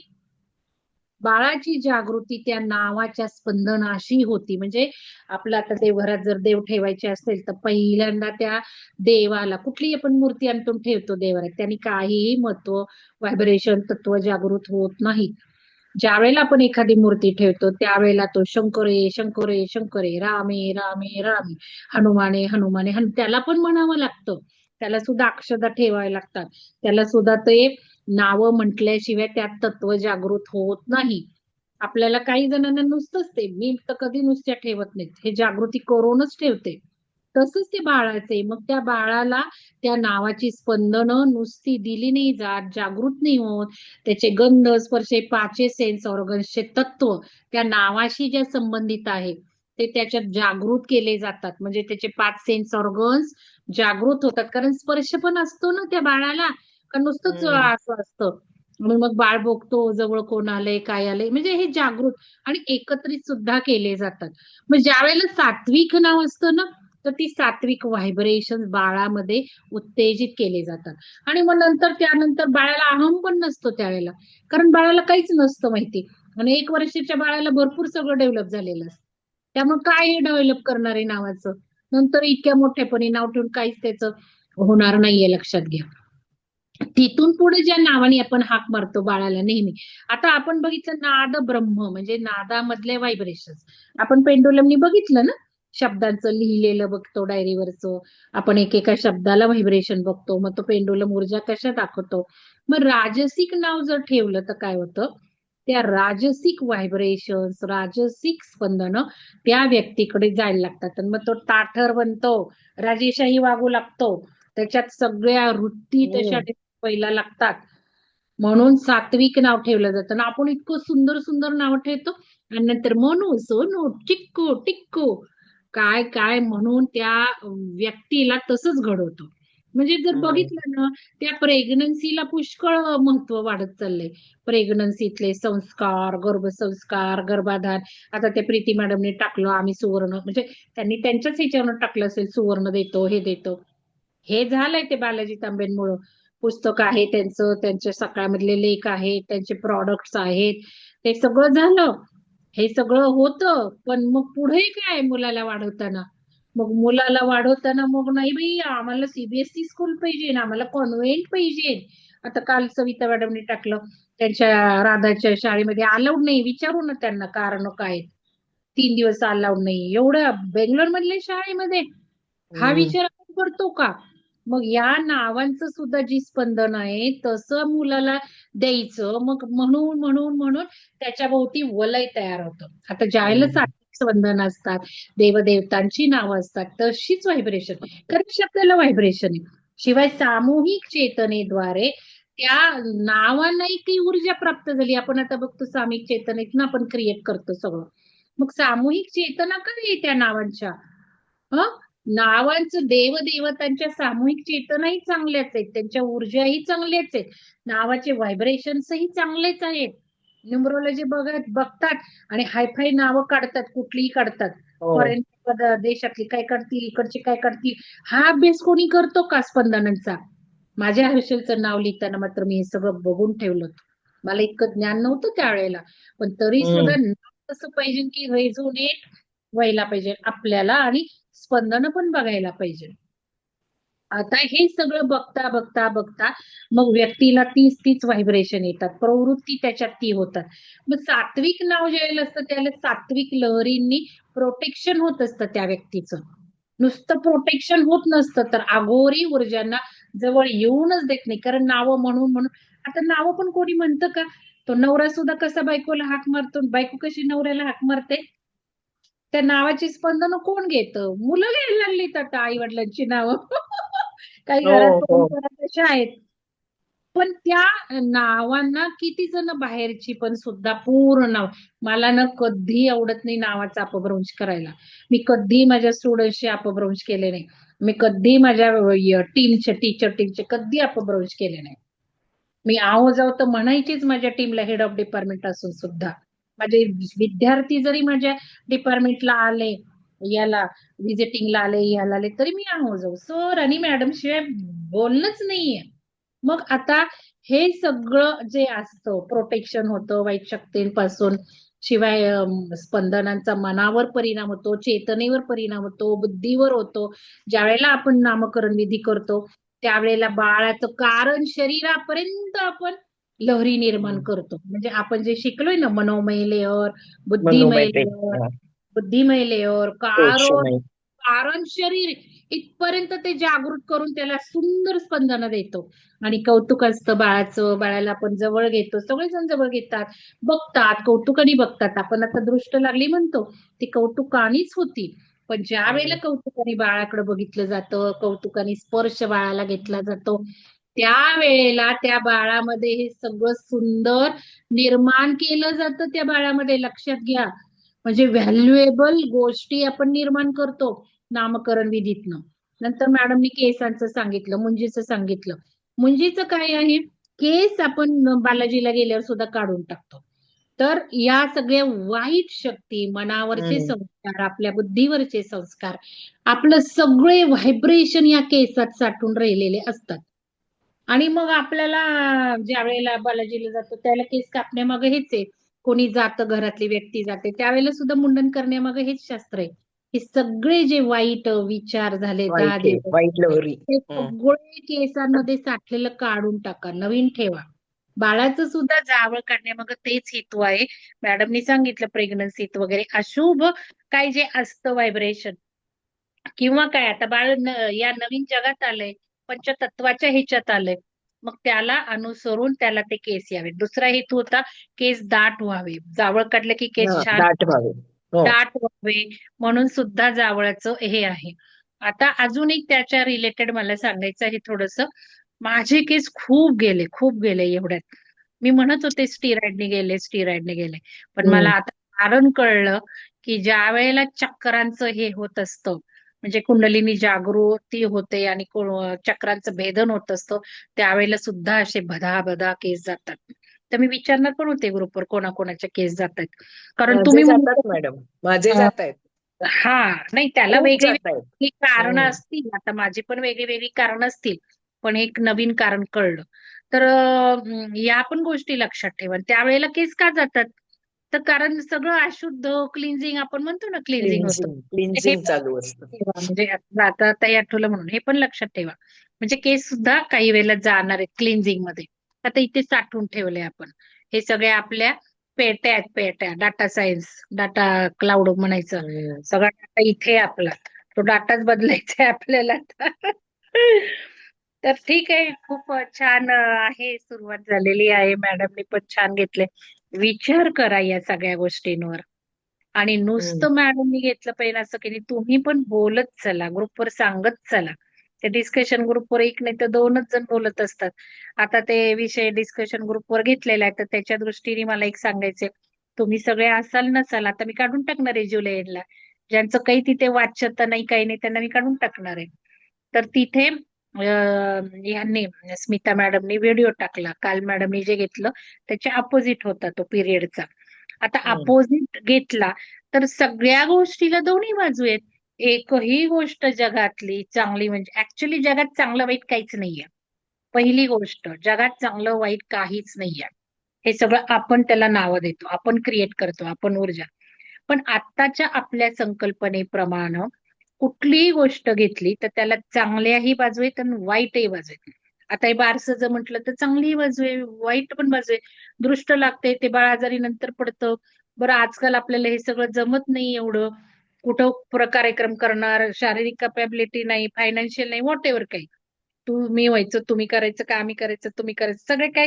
अलीकडे बाळाचे बारशे पण न होणारी बरीच मुलं आहेत त्या वादामध्ये. डोहाळे जेवण आम्हाला हे नाहीये, काय म्हणतात आम्हाला, दार्जिनं. दार्जिन नाही. दार्जिनं नाही. ती बोलली सुजाता मॅडमशी, आम्हाला दार्जिन हम्म. मोकळं व्हायचं. मग ना डोळा जेवण करायचं ना बारसं करायचं, आम्हाला दार्जिन नाही. आम्हाला हा त्याला पण काही असतं, नाही असतं असं नाही. प्रत्येक गोष्टीला चांगलं वाईट आहे. तसंच या सुद्धा परंपरा ज्या आहेत त्या युगाप्रमाणे काळाप्रमाणे बदलल्याच पाहिजेत, मान्य आहे. पण प्रत्येक गोष्टी मागं चांगलं वाईट आहे. तर ते पिरियडचा जो व्हिडिओ मॅडमने टाकला त्याचं मी थोडंसं सांगते. त्यामध्ये त्यांनी असं सांगितलं की अशुद्धी असं काही नाहीये. कारण ज्या वेळेला हे सगळं पाळत होते, रजस्वलाला बाजूला बसवत होते, तिला काही मान्यता मिळायची नाही, घरात काही चाललं असेल तर त्यामुळे त्या वाईट गोष्टी मनावर रचल्या जायच्या. त्या तरुण मुलांना, त्या मुलांना आणि मुलींना परिपक्व मन नसायचं. मग आपल्याला हेटाळणी केली जाते, आपल्याला बाजूला बसवलं जातं, किंवा मग घरातल्या वडिलांना कळतं, भावांना कळतं, येणाऱ्या जाणाऱ्यांना कळतं, म्हणून मनावर वाईट गोष्टी घडायच्या. म्हणून मग तो सुद्धा वाईट दृष्टिकोन आहेच आहे त्याच्यामध्ये, की इतकं काही म्हणजे ज्या पद्धतीने तू तू तू नको, तू नको, बाजूला हो, बाजूला हो, असं जे काही गोष्टी करायचे ते तिरस्कार स्वरूपातच करायचे पूर्वी. किंवा त्याच्यामध्ये एक शास्त्र असताना काही ऍडिशनल गोष्टी ऍड केल्या गेल्या, त्याच्यावर तो व्हिडिओ आहे. बेसिकली मला सांगायचं आहे, तो एआय निर्मित व्हिडिओ आहे. आता जे तुम्ही बघाल डोळ्यांनी, एआय सगळं क्रिएट करतो. आपण पंतप्रधानांबद्दल सुद्धा कसले पण व्हिडिओ बघतो, एआय हो. निर्माण करतोय काही. हे यायचं. एवढा सोशल मीडियाचा कंट्रोल लॉ अजून ऍक्टिव्हेट आला नाहीये, येणार आहे तो. यांना सगळ्यांना धडे बसणार आहेत. पण एक आपण ब्रेन मध्ये ठेवायचंय की पहिल्यांदा एआय व्हिडिओ ऐका बघायचं. तिथे एआय लिहिलेलं असतं. आता एआय लिहिलेलं नसेल तर त्या ह्याच्यात जायचं, त्या व्हिडिओच्या खाली गेलं तर त्याचं मी त्या व्हिडिओच्या खाली गेले, कारण मला रेझोनेटच नाही झालं. मला कळलंय आहे आहे त्यात थोडंसं तथ्य, म्हणजे मी जे म्हंटल ते हेटाळणी नको, तिरस्कार नको, तो अप्रोच नकोच आहे. घाणेरडं काही नाहीये, चांगल्याच गोष्टी आहेत. पण त्याला तसं ते केलं जायचं म्हणून त्यांनी एक प्रेमाने बाबा पूजू दिलं तिला अंगठा, असंच योग्यच आहे ते. पण याच्यामध्ये मग जाऊन बघितलं मी तर तो एआय आहे, तिथे दिसला एआय. तर तुम्हाला एक सांगायचंय, आता एवढं डोळ्यानं काही वाटेल ते दिसणार आहे, वाटेल ते व्हिडिओद्वारे येणार आहे, वाटेल ते न्यूजवर येणार आहे. तर बुद्धी शाबूत ठेवायची, बुद्धी भ्रष्ट होईल असं सगळं घडणार आहे. आता बुद्धी लेअर उत्क्रांत होतोय आपला, आपली जी उत्क्रांती चालली आहे, 4 डायमेन्शन बुद्धी लेअर आहे, 5वा डायमेन्शन आत्मा लेवलवर आहे. आपण जोपर्यंत बुद्धीने विचार करत नाही तोवर 4थ्या डायमेन्शनची तयारी नाही. जोपर्यंत आपण आत्म्याच्या लेवलवर विचार करत नाही, वागत नाही, विचार म्हणजे पहिली स्टेप आहे, जोपर्यंत वागत नाही तोवर त्या आपण लेवलला जाणार नाही. आता ती काही जागा नाहीये कुठे वरती, ती आहे चेतनेची पातळी. मग या चेतनेची पातळीला थोडंसं आपल्याला जागृत करायचं असेल तर साधे ग्रुपवरचे मेसेज आपल्याला नीट वाचता येत नाही. साध्या एका प्रश्नाचं उत्तर काल ओंकाराचं होतं, विचारलं काय, इकडे पण विचारलं काय, मॅडमचं सेशन झाल्यावर लिहिताय काय तुम्ही. आपण विचारलं, मॅडमनी एवढं सांगितलं एकादशीचं सगळं, लाईट आहार घेतला पाहिजे, म्हणून मी प्रश्न विचारला. नुसतं ऐकून सोडणं नको, कारण झोपलेले तिथे दिसत होते व्हिडिओ ऑनवाले. मला हे होतं, तुम्ही झोपा, झोपण्याला काहीच ऑब्जेक्शन नाहीये, बसून झोपून ऐका, पण तो व्हिडिओची काळजी कोण घेणार. व्हिडिओची काळजी किती वेळा, आणि 2-3 मिनिटं तेच चाललंय. ह्या गोष्टी तुम्ही करता, सोडून द्यायचं नाहीये. तर म्हणून मी तो प्रश्न टाकला की मी काय डिसिजन घेते, ऍटलिस्ट संकल्प. भले तो डायरीत जाईल, भले तो कागदावर राहील, भले तो इम्प्लिमेंट लगेच होणार नाही, पण प्रोसेस तर सुरू होईल विचारांची. की एकादशी करणाऱ्यांनी पण विचार केला पाहिजे आणि न करणाऱ्यांनी पण विचार केला पाहिजे. की जसं एकादशीला आपण नॉनव्हेज, म्हणजे ज्या वेळेला नॉनव्हेज खात होतो त्यावेळेला करायचो नाही, आता तर आपण नॉनव्हेज खात नाही. मग एकादशीला आपण काय टाळलं पाहिजे, तर स्मिता मॅडमने तिथे भात लिहिलंय, भात. तो भात फार महत्वाचा आहे, भात नाही खाल्ला पाहिजे एकादशीला. कारण मी पाण्याचं महत्व सांगितलं एकादशीला, 4 दिवस राहिलेले असतात पौर्णिमेला, सगळा पाण्याचा प्रभाव असतो मनावर, खूप शांत मन झालेलं असतं. भात कशाला खाऊन अजून तो हे करायचा, पाणी असतं म्हणून. मग तो भात टाळला पाहिजे. मग आपण काहीतरी लिहायला हवं होतं ना, न करणाऱ्यांनी एकादश. आणि एकादश करणाऱ्यांना विचारलं तर तुम्ही काय निश्चय केलाय, तुम्ही काय न खाण्याचा निश्चय केलाय, खाण्याचं पण नाही म्हटलेलं तिथे. तर मी हे खाते, मी ते खाते, हे सांगायची काय गरजच नाहीये तुम्हाला. प्रश्न काय आहे, तो संकल्प विचारलाय. तुमचा काही संकल्प. मी आता हे का बोलतेय, मग मॅडम काल मला फोनवर म्हटल्या की मॅडम तुम्ही घ्या आता एकादशीचं. मी म्हटलं आता मी घेईल आषाढी एकादशीच्या कधी आहे त्यावेळेला घेईल, म्हणजे निदान थोडंसं ऐकलं तर त्या दिवशीचं तरी खाणं कमी जाईल ना पोटात. बघा माझ्या आईला न पॅरालिसिसचा अटॅक आषाढी एकादशीला आलेला आहे. ते काय काय काय काय खाल्लं होतं. खूप वडिलांना हौस खाण्याची खाण्याची खाण्याची. काही वेळेला खूप हे होतं हो आपल्याला हे खाण्यामुळं. म्हणून आपण त्या दिवशी तरी कमी खाऊ म्हटलं, आषाढी एकादशीला मी घेते. काहीतरी निमित्त आहे, कारण चातुर्मासही सुरू होतो त्यावेळेला. आणि हम्म. म्हणजे माझं कारण आहे की मग चातुर्मासही सुरू होतो, म्हणून मी आज टाकले. आधीच तुम्हाला अवेअर करते. मग चातुर्मासाचा काही संकल्प ठेव, त्याला तर पण शास्त्रच आहे. कारण हे सगळं वायूमध्ये आहे ना वातावरण, त्या वातावरणाचे ते इफेक्ट आहेत. आणि आता हे इफेक्ट मी कालपासून सांगतेय ना, ग्रहयोग सुरू झाले. ग्रहयोग या अतिशय ऊर्जा सुरू झालेल्या आहेत. जरी मॅडमनी लिहिलंय, स्मिता मॅडमनी, की ते रिट्रोगेट आहेत. रिट्रोगेट आहेत, आपल्याला वैयक्तिक इफेक्ट नाही देणार आहेत, पण ग्रहमानात ब्रह्मांडात ते इफेक्ट सुरू झाले. सूर्यावरची वादळ अतिशय हायर लेवलवर गेलेली आहेत. हे सगळं ऍस्ट्रॉलॉजिकल जे रिसर्च करतात, सूर्यावर काय घडतंय, हे ते काय घडतंय, त्यांच्या विश्लेषणातून मी तुम्हाला सांगतेय. आणि कालच्या जे 2 योग आहेत आणि आजचा जो 1 योग आहे, या सगळ्या परिवर्तनाच्या ऊर्जा येतात. मग आपण नको का काही परिवर्तन करायला चांगल्या दृष्टीने? मग आता तो प्रश्न दिलाय श्रद्धा मॅडमना, पिरॅमिड मध्ये खाल्ल्यावर का नाही त्रास झाला? त्याला उत्तरं लिहायची. मी अजून ग्रुप ओपन नाही केला, पण त्याची उत्तरं तुम्हाला वाटेल तशी लिहा. आता डिस्कशन ग्रुपवर या मॅडमचा मेसेज पडला. कोणी टाकलं मला नावं लक्षात नाही राहत बरं का, माफ करा मला. तर त्या मॅडमना मी फोन केला, मला करायचाच होता दुसऱ्या कामासाठी, म्हणून मी फोन केला लगेच.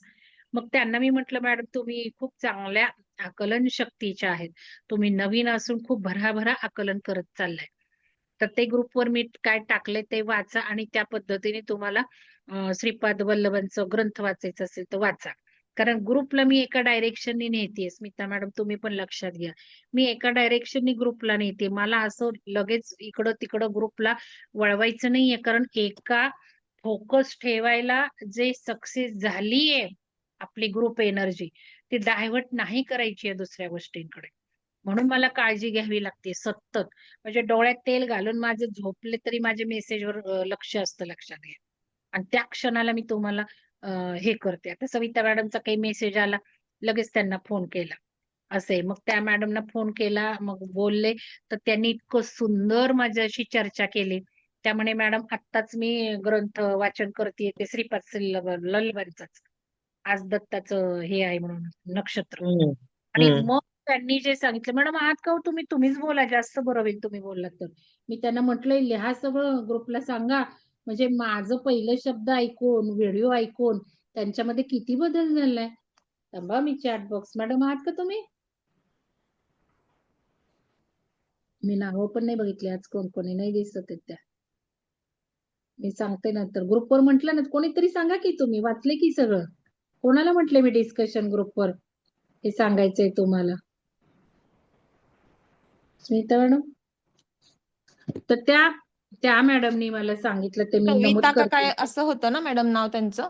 मी काय? वाचल्यासारखं सविता. नाही नाही, कविता तुम्हाला धर्माधिकारी का? दमयंती मॅडम. नाही, हा हा, दमयंती, दमयंती. सॉरी. हो हो दमयंती, येस येस. दमयंती. दमयंती. तर मी सांगते तुम्हाला सगळ्यांना, दमयंती मॅडम नवीन आहेत, पण त्या माझ्याशी आज जे बोलल्या ना, म्हणजे मी हा आपलं असं दुसऱ्या कामासाठी फोन केला तर हे पण बोलले. म्हटलं मॅडम तुम्ही टाकलंय पण वाईट नका समजून घेऊ, पण आपल्या ग्रुपचं इंटेन्शन हे असं आहे, फोकस हा असा आहे. आणि मग तुम्ही ग्रंथ वाचनाकडे नुसतं निघू नका. तुम्हाला माहिती आहे का त्या ग्रंथामध्ये खरं काय? तर त्यांनी सांगायला सुरुवात केली. म्हणे मॅडम एक दिवस तुमची स्टेटसवर माझ्या मैत्रिणीची मी लिंक बघितली, स्टेटसवरच बघितलं. त्या स्टेटसला नुसतं लिंक केलं, तुमचं नुसतं ऐकलं, तर मला इतकं अट्रॅक्ट झालं आणि मी जॉईन झाले. आणि म्हणे तुम्ही हे सगळं सांगता. मग त्यांनी मी काय काय काय काय सांगते ते सगळं बोलून दाखवलं. त्या म्हणाल्या, अहो दत्त म्हणजे काय? दत्त म्हणजे ही वैश्विक ऊर्जाच आहे. दत्तांनी जन्म सुद्धा तिथेच घेतलाय, तिथेच विलीन झाले. आणि नुसती त्यांची रूप आहे, जीवरूपात नाहीच आहे, ते मानवी रूपात म्हणजे ह्याच्यात नाहीच आहे. हम्म. इतकं छान छान सांगायला सुरुवात झाली. म्हणे मॅडम मी आता वाचत होते ना, तर सगळं ते वाचन म्हणजे तुमचे शब्द, ते म्हणजे तुमचे वाक्य. पण आतापर्यंत हे असं वाचन कधी झालंच नव्हतं. आता म्हणे त्या अर्थाचे अर्थ कळायला लागलेत म्हणे, त्या शब्दांचे अर्थ कळायला लागलेत. आता त्या बोलतील, लिहितील, किंवा आपण उद्या त्यांना बोलायला लावू. खूप सुंदर बोलल्या त्या. म्हणजे मला मी माहितीच आहे, नवीन असून त्या जास्त ग्रास करतायत. पिरामिडला आल्या आता परत, म्हणजे एवढं सगळं भराभरा करत चालल्यात, समजतंय त्यांना. आणि त्यांनी आज दत्तच श्रीपाद श्रीवल्लभ तसं वाचलं. म्हणून मी म्हंटल त्यांना, तुम्ही हे सगळं लिहा हो आता डिस्कशन ग्रुपवर, म्हणजे जे वाचणार आहेत संध्याकाळी. मी वाचत नाही असं नाही, मी वाचते, मी करते, पण मी हे समजून उमजून करते. मला काही म्हणायचं नाही वाचू नका. बघा आत्ताच ग्रंथ माझा मगाशी सकाळी झालाय वाचून, गजानन महाराजांचा, हे बघा. तर हे वाचून झालंय, इथेच आहे. तर हे सगळं करते मी, पण मला तेच म्हणायचं, हे सगळं डोक्यात ठेवून ग्रंथ जेव्हा वाचाल तुम्ही, त्या ब्रह्मांडाच्या ज्या ऊर्जा येत आहेत ते म्हणजेच वैश्विक लहरी, म्हणजे दत्त. श्रीपाद श्रीवल्लभ म्हणजे काय? वैश्विक चेतना आहे, वैश्विक लहरी आहेत. मग जर मला दत्ताला मिलन करायचे, मी दत्ताचा विश्वास ठेवून, मी दत्ताला पूजून, मी सुद्धा आज पूजले, मस्त चाफ्याची फुलं वाहिली सगळ्या देवाला.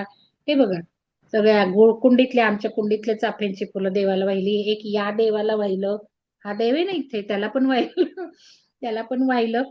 तर हे सगळं ज्या वेळेला आपण वाचतो तो ग्रंथ, आपण जे इथे डिस्कस करतोय आता विज्ञान, ते सुद्धा लक्षात ग्रहण करून, की आता ही वैश्विक ऊर्जा येत आहे, वैश्विक चैतन्य आहे श्रीपाद श्रीवल्लभ, आणि हे मी वाचतेय. म्हणजे वाचनातून ते वाचता वाचता मी त्या लेवलला जाते, माझी चेतना चैतन्यमयी झालीये. आणि त्या चैतन्यमय दत्त गुरूंमध्ये विलीन व्हायचंय आपल्याला, ना की इथे जो फोटो आहे दत्तांचा त्याच्यात आहे, त्याच्यात व्हायब्रेशन.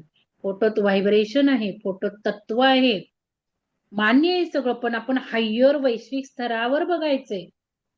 म्हणून मग याचा सगळा मिलाप करून पूजन करायचं, याचा सगळा मिलाप करून ग्रंथ वाचन करायचं.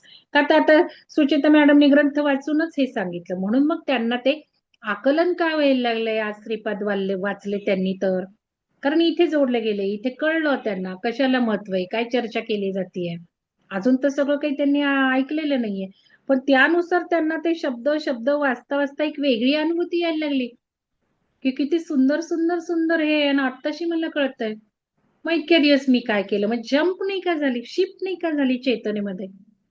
ह्या गोष्टी घडल्या पाहिजेत. कार्यक्रम आपण यासाठी ठेवलेत, ना की आपले मनोरंजनात्मक वेळ घालवायला किंवा काय चाललंय पाहिजे कार्यक्रम म्हणून, असं नाही. आपले उद्दिष्ट आहेत, म्हणून आपण कार्यक्रम झाल्यावर काम करायचं, एक 10 मिनिटं तरी वेळ काढायचा झोपेच्या आधी.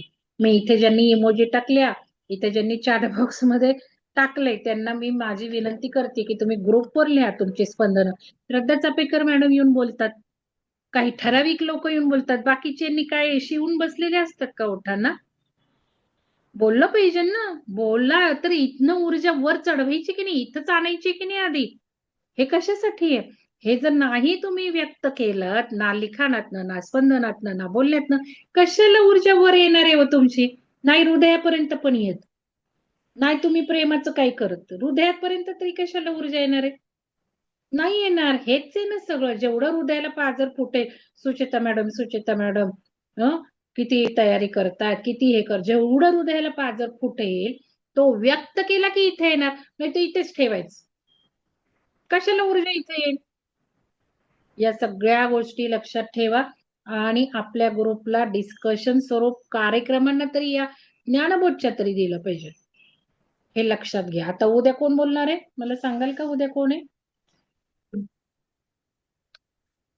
कोण आहे उद्या? चला, सविता मॅडम. अनुजा हा मॅडम. हा, आता अनुजा पाटील मॅडम मंदिराचं सगळं सांगणार आहे. आता मंदिरांचं सुद्धा तुम्हाला सांगते. परवा मॅडम म्हणले, नीता मॅडम, नूतन मॅडम, ऊर्जा वाढत आहे, तसं नाहीये, लक्षात घ्या. आता ऊर्जा सगळ्या ड्रॉन केल्या जात आहेत मंदिरातनं. तर हे सगळं व्यवस्थित ऐकायचे, त्याच्यावर विचार करायचे, एक तर एक मनात ठेवायचं नाहीये. जे सांगतोय ते आपल्याला रेझोनेट व्हायला पाहिजे, विचार करायचे, ते प्रत्येक क्षणाला बदलते. खूप परिवर्तन चालली आहेत ब्रह्मांडात. त्यामुळे चातुर्मासात सुद्धा, म्हणजे बघा, चातुर्मासात कोणी देवाला जात नाही, कारण देव झोपलेला असतो, तो विष्णू झोपलेला असतो. खरं कारण जाणलंय का त्या चातुर्मासाचं कधी? तो हो विष्णू मॅडम, झोपलाय. देवशयनी देवशयनी देवशयनी आषाढी एकादशी एकादशी. आहे हो, मॅडमची, पण हो ते देवशयनी आणि एकादशी. हो, मग मला कार्तिक सांगा एकादशी विष्णू पर्यंत ते झोपलेलेच असतात देव. हो ना, पण मग विष्णू झोपला म्हणजे कोण झोपले व सांगेल का मला कोण? सांगा. जगाचा पालन करता, सृष्टीचे, हा तेच बरोबर. पालन करतात. म्हणून तर सगळे सणवार महादेवांनी, गणपतींनी, देवींनी असं घेऊन घेऊन बाय फॉरगेट केले. विष्णू झोपलाय, ऐका, विष्णू झोपलाय म्हणजे आपण झोपलोय. लक्षात घ्या, विष्णू झोपलाय म्हणजे आपली शरीराला जे करतं ना, पालन पोषण करतं ना, ती शक्तीच झोपली. विष्णू बरोबर. झोपलाय, विष्णू हम्म. झोपलाय म्हणून आपल्याला मेंटेन करणारा, सस्टेन करणारा, मराठी हम्म. शब्द येत नाही, कृपया कोणीतरी लिहा मराठी, मी काय बोलले ते मराठीत लिहा, कारण बऱ्याच जणांना अवघड जाते माझं इंग्लिश समजायला, तर इतरांनी मदत करायची आहे. विष्णू झोपलाय म्हणजे आपल्या शरीराला, आपल्या बॉडीला मेंटेन करणारा, सस्टेन करणारा झोपून गेला. हं, आपलं पालन करता. पोषण करणारा झोपून गेला. काय खायचंय तिथे? पौष्टिक काहीच खायचं नाहीये. कारण शक्तीच नाहीये. म्हणून म्हणून तर ते कांदा नाही, लसूण नाही, कारण ह्याच्यात हो. तामसिक ऊर्जा पण आहेत. आणि हो, शिवाय तामसी पदार्थ नाही. एक भुक्त राहायचंय, एक भुक्त राहायचंय, एक वेळ भुकी राहायचंय, कारण ह्या सगळ्या शक्तीच गेल्यात शरीरातल्या. अजून संध्याकाळनंतर जेवायचंच नाहीये. 6 नंतर काहीच खायचं नाहीये चातुर्मासात. का तर हो. शक्तीच नाहीये. डायजेशन शक्तीच नाहीये. म्हणजे इतकं सुंदर ऋषीमुनींनी शास्त्र घालून दिलेलं आहे. तो विष्णू म्हणजे आपणच. म्हणून पूजा अर्चा पण करायची नाही. का बरं पूजा अर्चा करायची नाहीये? कारण घ्यायची शक्तीच नाहीये ना. त्या देवांबरोबर जाऊन, त्या देवळांमध्ये जाऊन, देवालयात जाऊन कोण घेणारी शक्ती? घेणारी शक्तीच नाहीये. मग कशाला जायचं बरं? म्हणून मग हे, आणि चातुर्मासात बघा, ब्रह्मांडात सुद्धा कसे असतात, विषाणू असतात, जंतू असतात. व्हायरल होतं, आपल्याला व्हायरल होतं म्हणजे काय? हिंसक पक्षी पण आहेत, हिंसक जनावर, हिंसक जंतू सगळे बाहेर आलेले असतात. मग ऋषी मुनींना सुद्धा चातुर्मास पाळायला लावलेत. ते ऋषी मुनी म्हणा, जे काही फिरणारे आहेत, काय आहेत, ते सुद्धा फिरत नाहीत चातुर्मासात. बसतात ते एका कुटीमध्ये आणि मग प्रवचन करतात. मग आजूबाजूच्या गावातल्या लोकांना हे ज्ञान सांगतात. म्हणजे ज्ञान सांगतात, पण त्यांना बाहेर प्रवास नाही करायचा, काहीच करायचं नाही, कारण त्या जनावरांना सुद्धा यांनी मारू नये. त्या म्हणजे बघा, जैन लोक इथे सगळं बांधतात, तुम्हाला माहितीये का बांधतात? तर साधा जीवाणू त्यांना नाकात घालायचं नाहीये. ते तर नेहमीच बांधतात हो, पण चातुर्मासात तर अजून बांधतात. मग आपले ऋषी मुनी हिंदू धर्माचे म्हणा कुठले, त्यांना सुद्धा बाहेर जायची मान्यता नाही. बसा एका रूम मध्ये, फिरायचं नाहीये, भटकंती नाही करायची. मग साधना करा. साधना मात्र सगळ्यात चांगली. साधनेला काही शक्ती लागतच नाही, उलट शक्ती नसल्या तर साधना करावी. सुषमना चालू झाली ना, डावी ना उजवी, लगेच ध्यान. काहीच करायचं नाही, नुसतं ध्यान करायचंय. मग ह्या ध्यान धारणेला सगळा फोकस आहे चातुर्मासात सुद्धा. आणि आपण नुसतं ग्रंथ वाचनच करतो, चातुर्मासे चतुर्मासे, हा ग्रंथ वाच, तो ग्रंथ वाच, असं चालू आहे आपलं. त्या ग्रंथातल्या तरी ऊर्जा कितपत ग्रहण होणार आहे चातुर्मासात? हा एक माझ्या पुढचा प्रश्नच आहे. आणि अध्यात्म म्हणून हे कृतीचं शास्त्र आहे मॅडम. कृतीशिवाय नाही. अध्यात्म हे कृतीचं शास्त्र आहे, वाचन नाही. त्याच्यावर चिंतन, मनन आणि इम्प्लिमेंट झालं तरच, म्हणजे हे कृतीचं शास्त्र आहे. कृती झाली तरच त्याचा इम्पॅक्ट होणार आहे. हो. आणि मग हे ज्यावेळेला मारतील लोक, बाहेर निघालेले ऋषी म्हणा, हे म्हणा, ते म्हणा, सगळ्या वातावरणाचा समतोल ढासळून जाईल ना. मग हा समतोल सुद्धा बॅलन्स ठेवलाय. काही ऋषी मुनींनी एवढं सुंदर कल्पना केलेल्या आहेत, पण अनफॉर्च्युनेटली त्याचं जे शास्त्र आहे ते न हिडन केलं गेलं, जाणीवपूर्वक गाडून टाकलं. तुम्हाला सांगते, जाणीवपूर्वक भेसळ केलं. आपण भगवद्गीता वाचताना बघितलं सगळं. भगवद्गीता वाचताना बघितलं, ज्याचा ग्रंथ तो स्वतःची महिमा, ज्याचा ग्रंथ तो स्वतःची महिमा. हे सगळं मॅन्युप्युलेटेड, भेसळयुक्त आपल्याला बंबाडिंग करून आपल्याला त्या मार्गावर चालायला लावलं. म्हणून आता मी सांगते, डोळे उघडे ठेवायचे, बुद्धी शाबूत ठेवायची, आत्म्या लेवलला विचार करायचा, रेझोनेट होतंय, खरं काय खोटं काय सगळं बघून मग पावलं टाकायची, मग संकल्प लिहायचे. असं करायचं. चला, आता मी बोलत गेले तर अजून खूप वेळ लागेल. धन्यवाद सुचेता मॅडम, खूप छान झालं. आता उद्या पण अनुजा मॅडम घेणार आहेत मंदिराचं, तर तुम्ही या सगळ्यांनी आणि डिस्कशन मध्ये भाग घ्या. आणि आता तुम्हाला काही म्हणजे उलट न